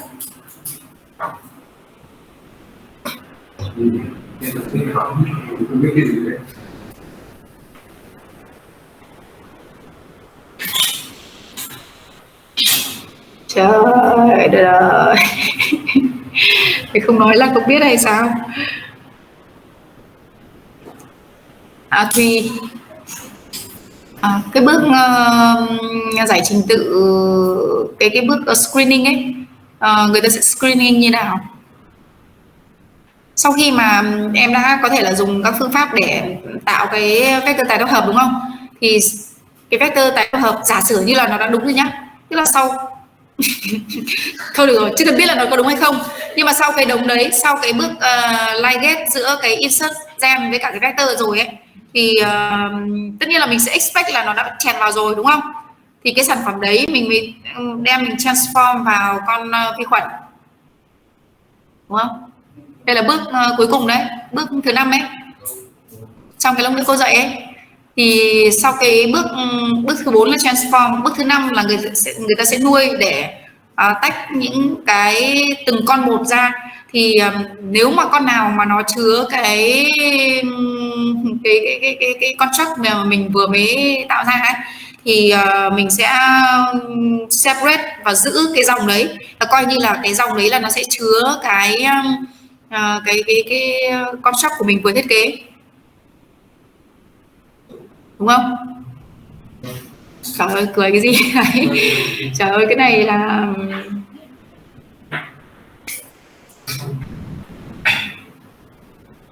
hai cô lại bị bỏ qua hơi nhanh.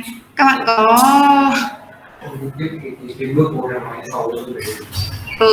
cái bước đấy thì bây giờ nhé, không phải là cái con nào, cái con vi khuẩn nào nó cũng được chuyển một vector vào, đúng không?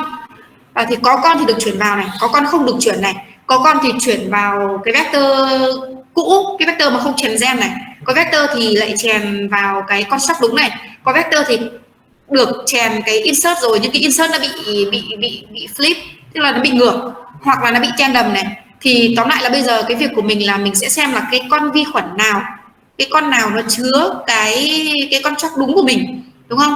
Nên là cái bước đấy là sau cái bước đấy là mình sẽ phải làm screening, đúng không? Thế cô lại phải nói lại cái bước đấy à? Không phải nói lại đâu mà nói tiếp, bởi vì cô tưởng là các em biết làm thế nào để screen rồi ấy. Làm screen ở trong slide thì nó cũng có rồi ấy các bạn, đấy các bạn không. Thật ra thì cô chắc chắn là cái này các bạn cũng đã được học và nhắc đến rồi, nhưng mà vì mình cũng không hiểu lắm nên có thể là nên là rất là khó để nhớ. Được rồi, ok, cô sẽ nhắc lại ở đây. Thì làm thế nào để xác định được là cái con vi khuẩn nào nó mang đúng cái construct của mình nhá, đúng không?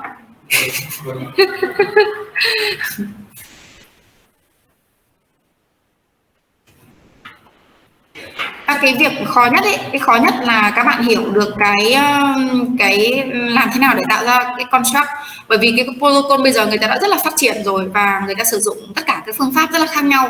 Khi mà bạn thực sự hiểu được cái phương pháp thì bạn sẽ biết được cái cách thiết kế mồi, thì bạn phải tạo được cái construct đấy, được chưa? Còn cái test thì nó là cái test ấy, cái test để kiểm tra xem là cái con vi khuẩn nào, cái dòng nào mà nó đã mang được cái construct đấy, thì nó rất là đơn giản thôi, nó không có gì là khó cả. Nên là vừa xong đấy là lý do vì sao mà cô lại skip qua cái bước test đấy, bước test đâu nữa đây.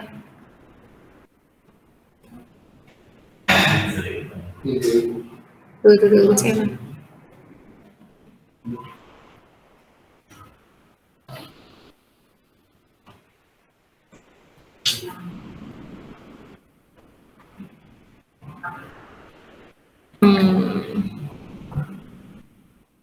Đây.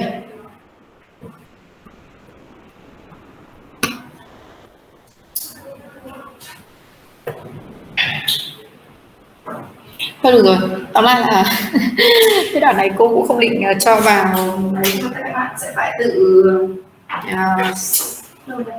xem, nhưng mà tôi cái đoạn này nói có một tí định cho các bạn dễ nhất, được không?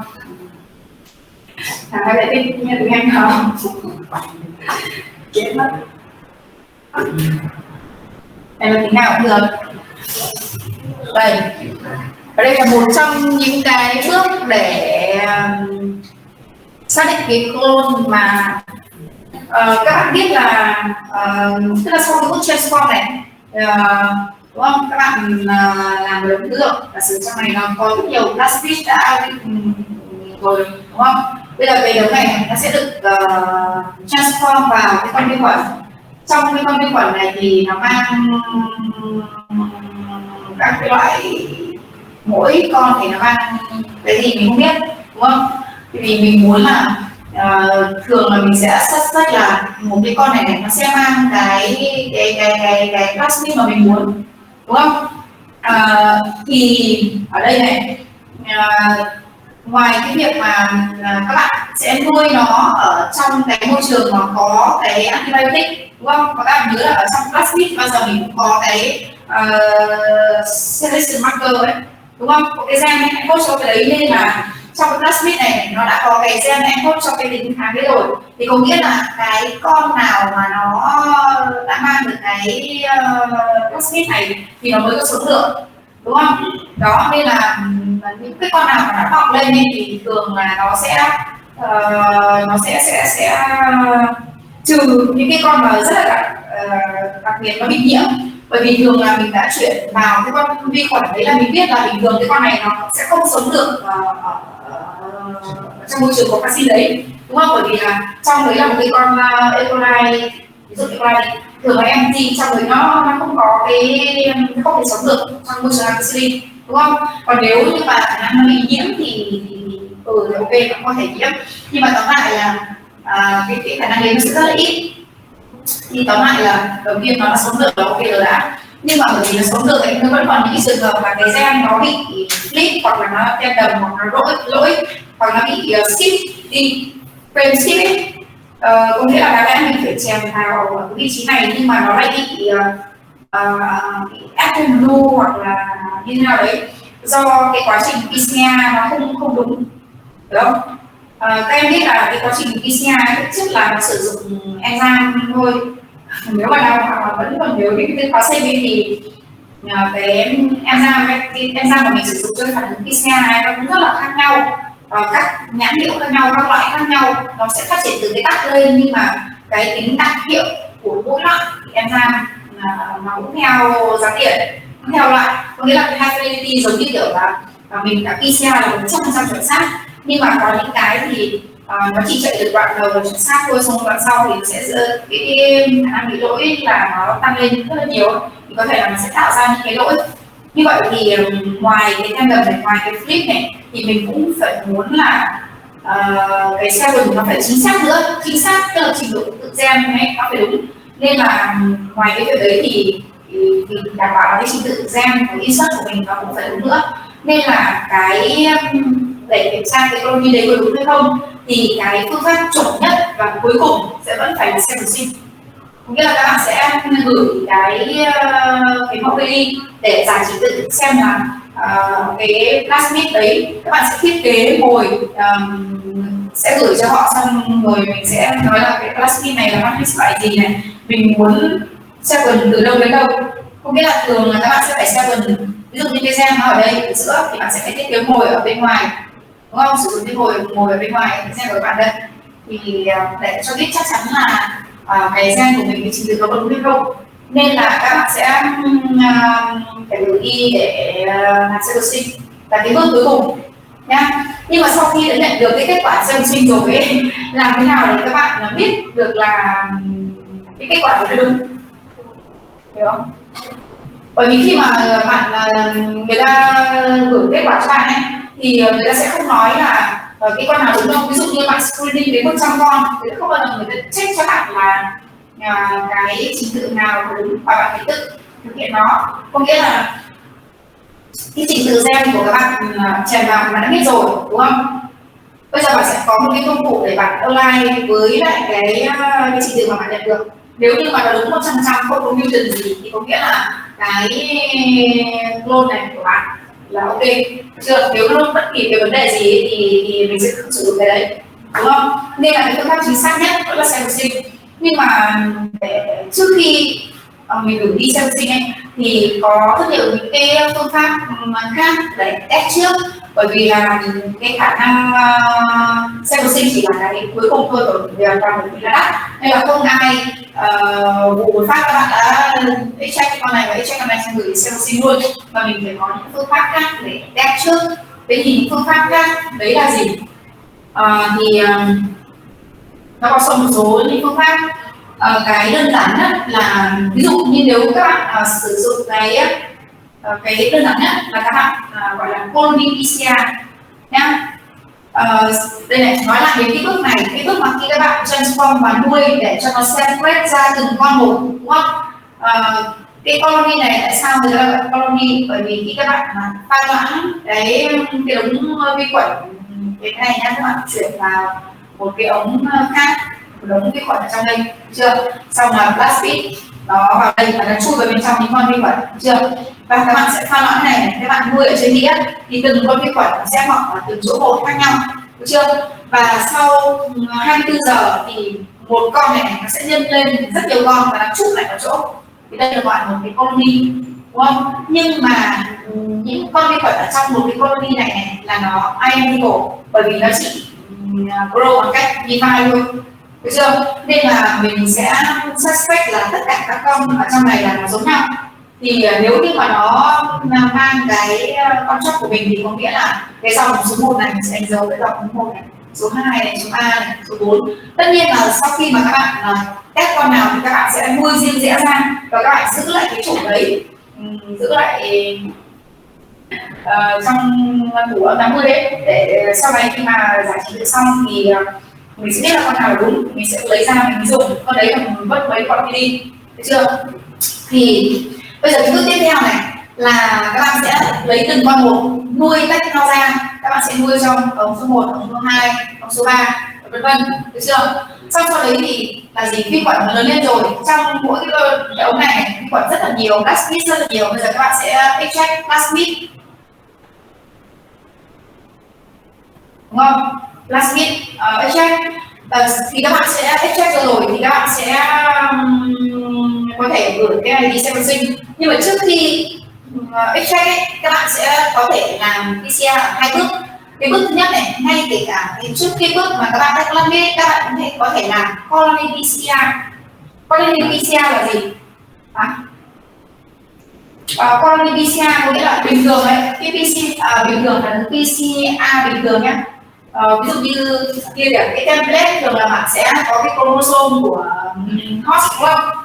Thường là cái template là DNA nha. Nhưng bây giờ thay vì dùng DNA thì mình không mất thời gian để check cái DNA để ra của nó nữa, mà mình sẽ có thể làm colony PCR luôn. Các bạn chấm một cái đầu tăng vào lấy một ít cái vi khuẩn này cho thẳng vào ống PCR, dùng nó như là template nhá.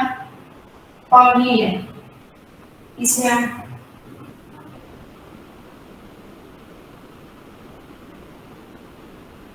ở cái con số 1 này số 2, số 3 nó lên thì có nghĩa là tức là cái mình sẽ thiết kế dùng chính cái mồi mà nhân cái đoạn gen của các bạn, mà khi mà các bạn amplify từ bên này, dùng chính cái mồi đấy để xem là ở cái colony đấy nó có cái gen đấy hay không, được không? Còn ví dụ như chẳng hạn một cái con số 4 này mà PCR nó không lên thì có nghĩa có khả năng cao là cái con này nó bị nhiễm, có nghĩa là tự nhiên có một cái con nào đấy chịu được vaccine ấy, nó sống được chứ không phải là cái con nào mang gen, hiểu không? Như vậy là mình đã loại được một cái con nhiễm này, đúng không? Ví dụ 4, 5, 6 chẳng hạn, 4, 5, 6 không lên. Như vậy là bạn sẽ chỉ còn lại con 1, 2, 3 là con PCA nó lên, thì có nghĩa là khả năng những cái con đấy là nó mang để xem nhá. Đấy là một cái cách test thứ nhất. Tức là thường người ta chỉ cần làm con PCA đối với những cái phương pháp mà hiệu suất nó khá là cao, như ngày trước là tôi chỉ cần làm con PCA xong nó lên thang là thì làm CTC luôn. Đấy là chứ còn thường là ít, rất là ít khi, đấy là rất ít là mình làm như thế. Còn có phương pháp khác để test này là khi ví dụ như các bạn dùng register enzyme, được chưa? Thì sau cái bước mà các bạn tách plasmid này, đằng nào các bạn cũng phải tách plasmid đi được, đúng không? Thì sau khi các bạn PCR làm con PCR và cái con 1, 2, 3 này nó lên, các bạn mới nuôi 3 cái con này và dùng kit tách plasmid để tách được plasmid của 3 cái chủng này lên này, được chưa? Nếu như các bạn sử dụng register enzyme để làm cloning ấy, thì ở những cái đầu này nó sẽ có register site và bạn biết và bạn cũng có cái enzyme đấy rồi, được chưa? Thế thì khi mà cắt ra ấy, sẽ được bạn sẽ chạy trên điểm G agarose, lần này là điểm G agaro nhé, agaro electrophoresis dùng để điểm G DNA, chưa? Đừng có lẫn với cả SDS. Thì bây giờ bao giờ cũng vậy, cái lần đầu tiên các bạn sẽ có marker, được chưa? Và tiếp theo thì cái mẫu của các bạn có 3 cái ba len cho cái 3 mẫu của bạn, được chưa? Thì nếu khi mà các bạn dùng register enzyme ấy mà các bạn cắt được một pen, tất nhiên là cái plasmid nó phải lớn hơn nên nó nặng hơn nó ở phía trên này này, và cái kích thước của các bạn gen mong muốn thì bạn sẽ tính nó như thế này. Nếu như tất cả 3 cái này nó đều cắt được cái gen mà cùng với cái kích thước mà mình tính toán ban đầu ấy, thế thì khả năng cao là đây là kích thước của plasmid này, bạn biết kích thước nó rồi đúng không? Còn đây là kích thước của cái gen nó mang ra này. Như vậy là khả năng rất cao nếu PCR cloning PCR lên này, và dùng register enzyme cắt lại mà nó đều positive như thế này thì khả năng rất là cao là cái từ nó ok, được chưa? Còn ví dụ như các bạn chắc chắn hơn đi thì có nhiều thứ khác hãy nghĩ về điều đó. Nhưng mà bạn sẽ phải biết được thành phần của cái map như thế này, đúng không? Ví dụ như là bạn biết được cái gen của bạn nhỉ, cái resistance site ở đây nó có một cái enzyme gì đấy, đúng không? Và trong đấy bạn có rồi và bạn muốn là khẳng định là cái con này đúng orientation chẳng hạn, thì bạn sẽ có một cái enzyme nào đây và nó sẽ cho cái kích thước đúng như bạn tính toán thì sẽ khẳng định là nó đúng theo hướng đấy, đúng không? Nếu mà là theo hướng khác thì cái kích thước này nó bị flip ấy, thì nó lại lớn hơn, đúng không? Thì với PCR mà với dùng register enzyme bạn đều có thể test được như thế, đều có thể check trước khi mà bạn sử dụng trình tự, đúng không? Thì kể cả bằng PCR cũng được, nếu bạn có cái mồi để nhân lên là ở đâu đó và theo như đúng cái tính toán của mình ấy, thì mình sẽ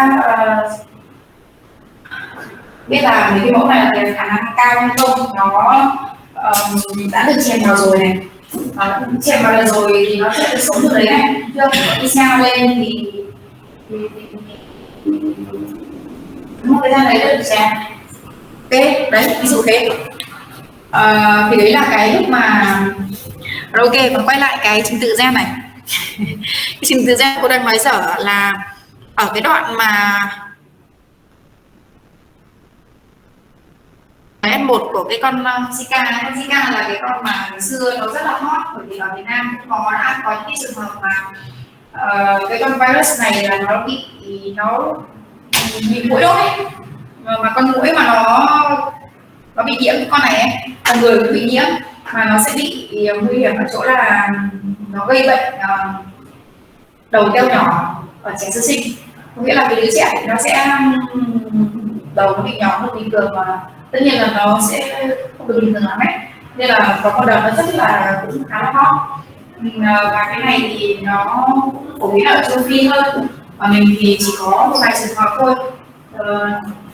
Thì có một đợt nó có một cái về đầu nó, cái cô cũng đã làm với cái F1 đã trải vào một cái vector và nó cũng đã có kết quả, những cái kết quả khác nhau. Thì có những cái clone nó positive, có cái negative thì nó có kết quả cho các em biết là và sau khi mà nhận được cái kết quả sơ sinh thì các bạn sẽ làm thế nào. đúng không, để đánh giá được là cái kết quả đấy là nó đúng. Bởi vì là khi mà các bạn gửi sơ sinh các bạn sẽ phải đưa cho người ta 2 hồi, và bây giờ cái trình tự mà mình nhận được nó đều là 5,3 phẩy, thì bạn sẽ phải align như thế nào, bởi vì là tùy vào cái trình tự gen của các bạn này nó dài hay là nó ngắn. Ví dụ như là cái này mà là khoảng 500 base pair chẳng hạn, thì người ta chỉ cần cần giải trình tự một chiều thôi là ta đã cover hết cái 500 base pair này rồi. Nhưng mà nếu như cái trình tự dài ấy, thì cái nhược điểm của cái sequence sequencing là không giảm được đoạn dài như thế, chỉ dưới 1000 base thôi, thì các bạn sẽ phải giải 2 chiều. Thế thì khi mà các bạn ví dụ đây là trình tự gen nhá, như này, thì cái chiều forward này nó chỉ đọc đến đây thôi, được chưa?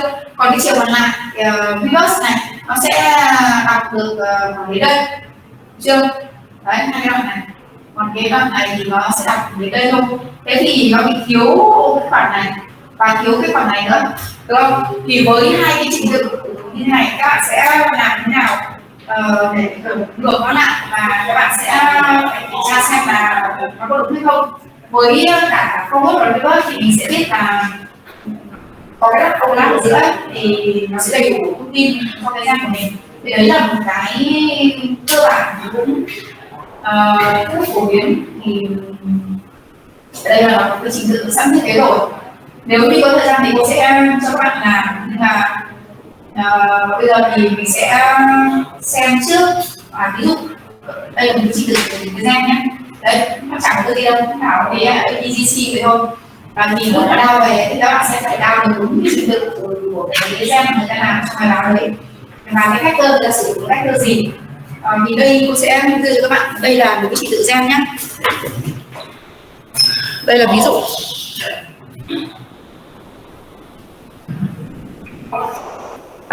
Đây là một cái trình tự gen này, ví dụ như thế. Còn một cái vector chẳng hạn thì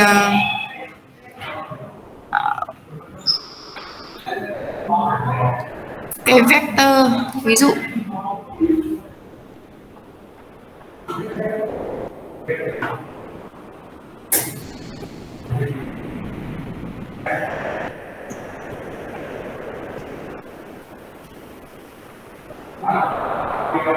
cái vector thì cũng ví dụ như là cái hình giống như kiểu lúc nãy thôi. Đây này, ví dụ như cái vector này thì các bạn thấy đây ở chỗ này này, chỗ này là cái mũi tên to đùng như này, là nó quy định cái lắc ai này, được chưa? Cái lắc ai á, ori này là cái 322 này, được chưa? Đây là cái lắc ai thì rất là phổ biến. Thế thì mình sẽ biết ngay có lắc ai làm cái promoter từ cái promoter liên quan đến plac, đúng không? Plac hoặc là cái hybrid của nó. Đây là cái promoter này. Sau cái promoter thì nó có một cái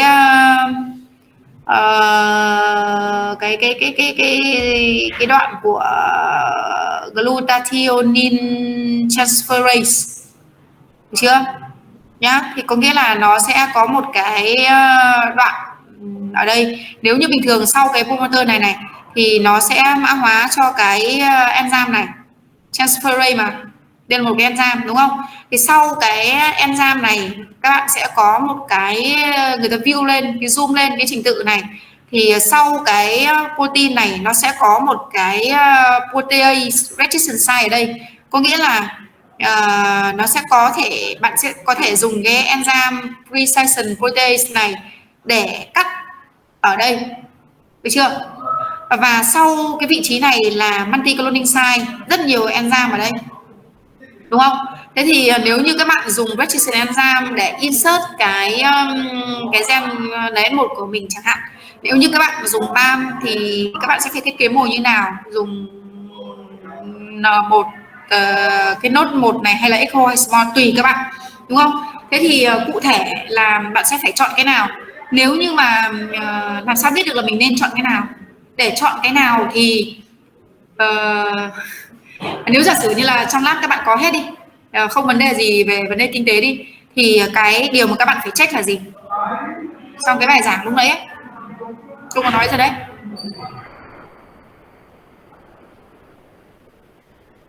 Thì ở cái trình tự, ví dụ cô đưa cho các bạn trình tự gem ở cái trình tự NS1 đấy, các bạn sẽ phải đưa lên một cái tool để check xem là ở giữa cái gen đấy ấy, nó có trình tự của enzyme đấy không. Nếu không thì khi mà các bạn digest cái PCR product ấy, nó sẽ cắt luôn ở giữa cái gen của các bạn, hiểu không? Khi mà lúc mà mình create cái overhang end hoặc là planen ấy để cho cái lúc mà các bạn ligate ấy, đúng không? Vậy thì nếu như một cái bài tập mà đưa ra như thế là các bạn sẽ phải có cái bước đấy check, đúng không? Ở đây cô cũng có thể gửi cho các bạn những cái tool để các bạn check được này. Có rất nhiều những cái tool mà các bạn có thể làm. Cái translation này, cái tool này là các bạn translate từ nucleotide ra amino acid này. Chắc là các bạn biết rồi, cái Mutalin alignment này là để các bạn align cái DNA sequence hoặc là amino acid sequence này, xem là cái đoạn nào nó giống nhau, để ví dụ như là khi mà các bạn check cái kết quả sequencing ấy thì các bạn sẽ align cái sequence original của mình với cả cái kết quả sequencing xem là nó có đúng hay không. Đấy, cái đấy là một ví dụ thôi. Còn khi bạn Google thì có rất nhiều những cái tool các bạn có thể sử dụng.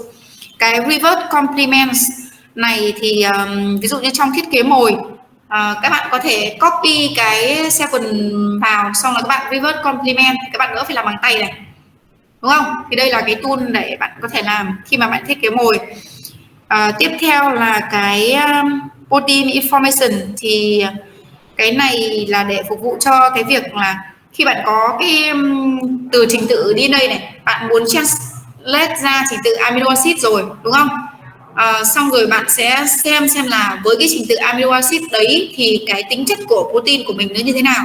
Ví dụ như là về molecular weight này, ví dụ như thế thì nó sẽ tương ứng với bao nhiêu kilodalton, thì ở đấy nó sẽ cung cấp cho bạn những cái với trình tự amino acid như thế thì cái protein của bạn nó sẽ có những cái tính chất cơ bản như thế này. Ví dụ như là nó sẽ tính toán xem là khối lượng phân tử của nó là bao nhiêu kilodalton này, nó sẽ tính toán xem là cái PI là isoelectric point ấy, của nó là bao nhiêu này, thì mình sẽ có thể, nó sẽ như thế là sẽ suggest cho bạn được xem là cái đấy mình có thể làm việc với cái pH như thế nào là hợp lý. Không, cái PI thì nó sẽ liên quan đến pH, đúng không? Thì đấy là một số những cái tool tôi sẽ gửi cho các bạn cái này, nếu như bạn nào sau này làm cái protein secondary structure prediction với cái GPRED này. Cái này là từ cái trình tự của amino acid và nó sẽ dự đoán cấu trúc bậc 2 của cái protein của bạn nhá. Ví dụ như là với trình tự amino acid ấy, thì các bạn biết là với mỗi amino acid thì nó có gọi là cái khuynh hướng để hình thành để form cái cấu trúc bậc 2 là alpha helix hay là beta sheet.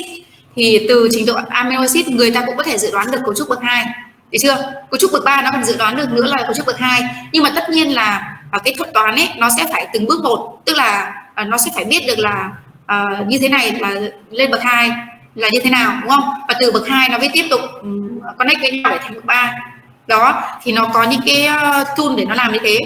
Thì đây là cái dự đoán cấu trúc bậc 2 này. Cái tiếp theo, cái số 6, cái HHBRED Interactive Protein Homology Detection and Structure Prediction. Thì cái HHBRED này là để các bạn có thể deposit cái trình tự amino acid lên, và nó sẽ dự đoán cho các bạn được là cái cấu trúc của 3D của protein ấy, nó sẽ tương tự như cái cấu trúc nào. Ví dụ nhá, các bạn sau khi các bạn deposit trên đây này và các bạn chạy thì các bạn thấy là cái protein của các bạn ấy nó không homologous với lại bất cứ một cái nào cả. Có nghĩa là cái này sẽ rất là interest và chưa có một cái cấu trúc nào giống như thế. Thì nếu như mà thì sẽ rất là interest khi mà cái protein đấy và bạn thấy là nó có hoạt tính này, và bạn sẽ gửi đi làm cấu trúc để xem là cấu trúc 3D của nó như thế nào. Tức chưa có một cái protein nào nó có cái cấu trúc giống như thế.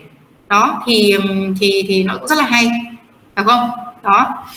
Thì đấy là chỉ cần từ trình tự gen mà các bạn có thể làm rất là nhiều thứ nhá. Và tất nhiên cái này nó cũng trở phục vụ cho về cái mặt cấu trúc rất là nhiều. Thì đấy là những cái rất là cơ bản các bạn phải biết. Tiếp theo này, cái web cho thiết kế mutation primer thì các bạn có thể, nếu có thời gian thì các bạn có thể tự xem là cái này nó làm như thế nào. Ví dụ như là khi các bạn muốn tạo ra đột biến ở cái vị trí nhất định ở trên cái sequence của mình, đúng không? Bạn muốn tạo đột biến từ, nó đang ở từ amino acid này thành amino acid khác, thì cái trình tự mình sẽ phải thay thế như thế nào, thì nó cũng có cái website để làm như thế, đúng không? Đó, đấy, các bạn thấy là mình muốn làm cái gì là người ta cũng phát triển hết rồi ấy. Tiếp theo là cái signal peptide prediction. Ở trong cái bài báo sắp tới của các bạn này, các bạn cũng sẽ thấy là nó có sử dụng cái công cụ này. Có nghĩa là signal peptide prediction, các bạn biết là tất cả các protein ấy mà được tổng hợp ra thì đầu tiên nó sẽ phải đều có cái trình tự gen ở trên chromosome, đúng không? Hoặc là trên nhiễm chất thể đâu đó, tóm lại trong trên DNA. Sau đó thì để protein được tổng hợp ra thì làm sao cái protein nó biết được là cái protein đấy tổng hợp ra nó cứ ở trong cytoplasm hay là nó lại đi ra ngoài tế bào để đi đến những cơ quan bộ phận khác, đúng không? Vậy thì ngoài cái core protein ấy, nó sẽ có một cái đoạn đầu tiên là cái đoạn signal peptide, để cái protein đấy nó biết được là sau khi được translate ra, sau khi fold đúng rồi thì nó sẽ đi đến đâu, thì trước đấy nó sẽ có một cái signal peptide nữa. Thì ở đây người ta có một cái signal peptide prediction, thì ví dụ như là cụ thể là trong trường hợp này nó sẽ dự đoán cái signal peptide này là cái protein này nó sẽ đi ra màng tế bào, tức là nó không ở trong cytoplasm mà nó đi ra màng tế bào ấy. Nên là cái signal, cái này là để dự đoán cho cái đấy. Thì ở trong cái bài báo này nó cũng có cái chỗ đấy nên là các bạn lưu ý cái số 8 này, thấy chưa? Cái số 8 này trong bài báo của các bạn cũng có đấy. Cái tiếp theo là prediction transmembrane helicase in protein. Ok, cái này thì hơi cụ thể rồi. Cái số 9 thì các bạn cũng không cần phải quan tâm lắm.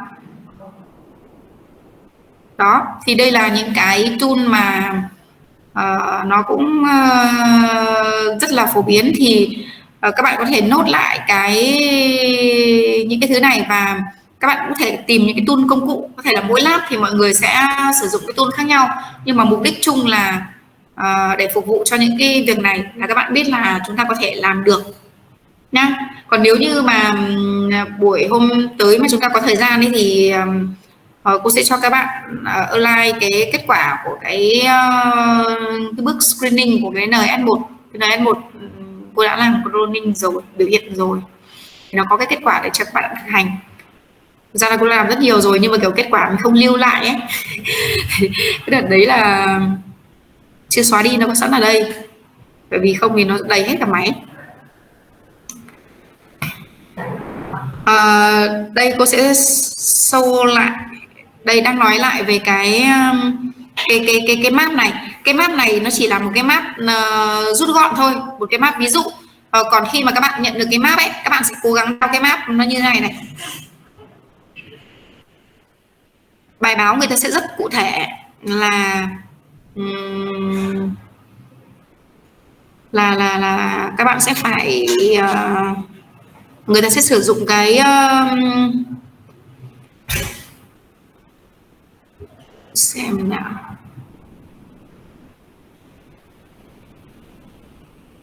Đây, ví dụ như là một cái vector bất kỳ đi. Đây. Thì các bạn xem là ở trong cái bài báo của mình người ta sử dụng cái vector nào. Đấy. Cái vector thì nó cũng giống như các vector khác thôi. Ví dụ như cái này, đầu tiên bao giờ mình quan sát thì ok, nó có cái ori rồi này, có nghĩa là nó sẽ nhân lên được, chưa? Tiếp theo thì đây là một cái gen AP gì đó, thì các bạn nhìn sang bên này xem là nó có không. Ví dụ như là ở cái vị trí này 4038 4895 bla coding sequence. Cái này là nó cái gen kháng ampicillin đấy.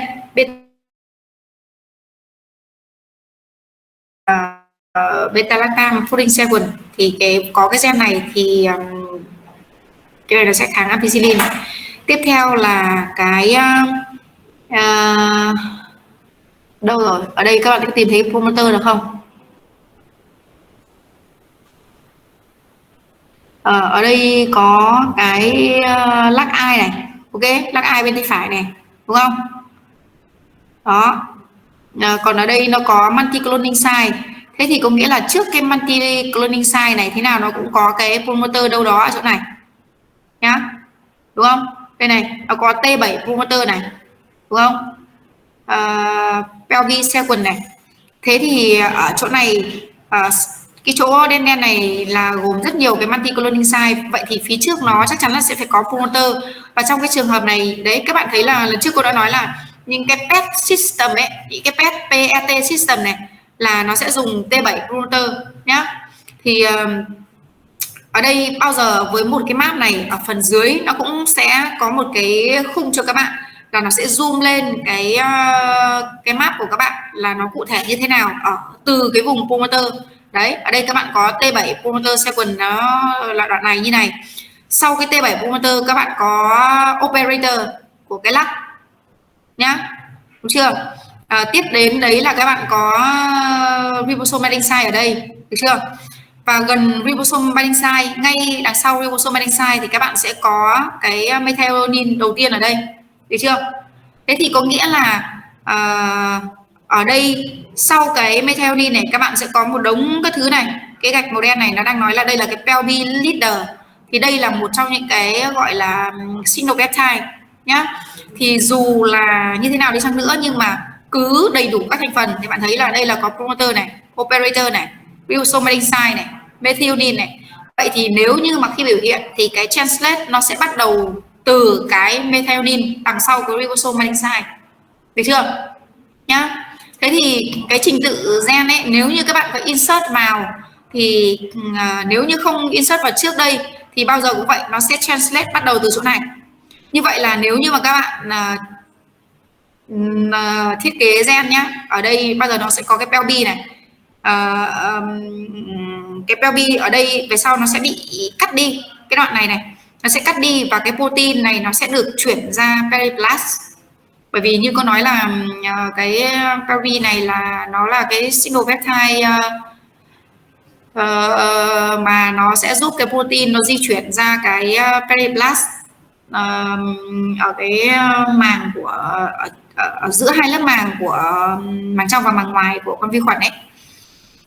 Tiếp theo sau đến đấy thì các bạn sẽ thấy là nó có một loạt các cái registration enzyme, được chưa?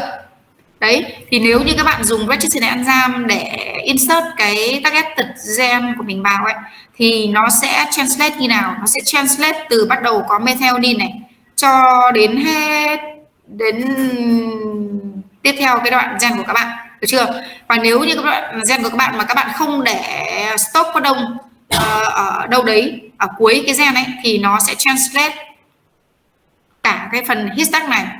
Và các bạn thấy là cuối cái histag này nó có cái em này, có stop codon này, thì cái stop codon đây này nó mới em chị xong rồi đấy chị ạ. Lịch của em á, em thấy là 5 giờ kém 15. Vâng. Đó đấy là nói thêm thôi chứ không.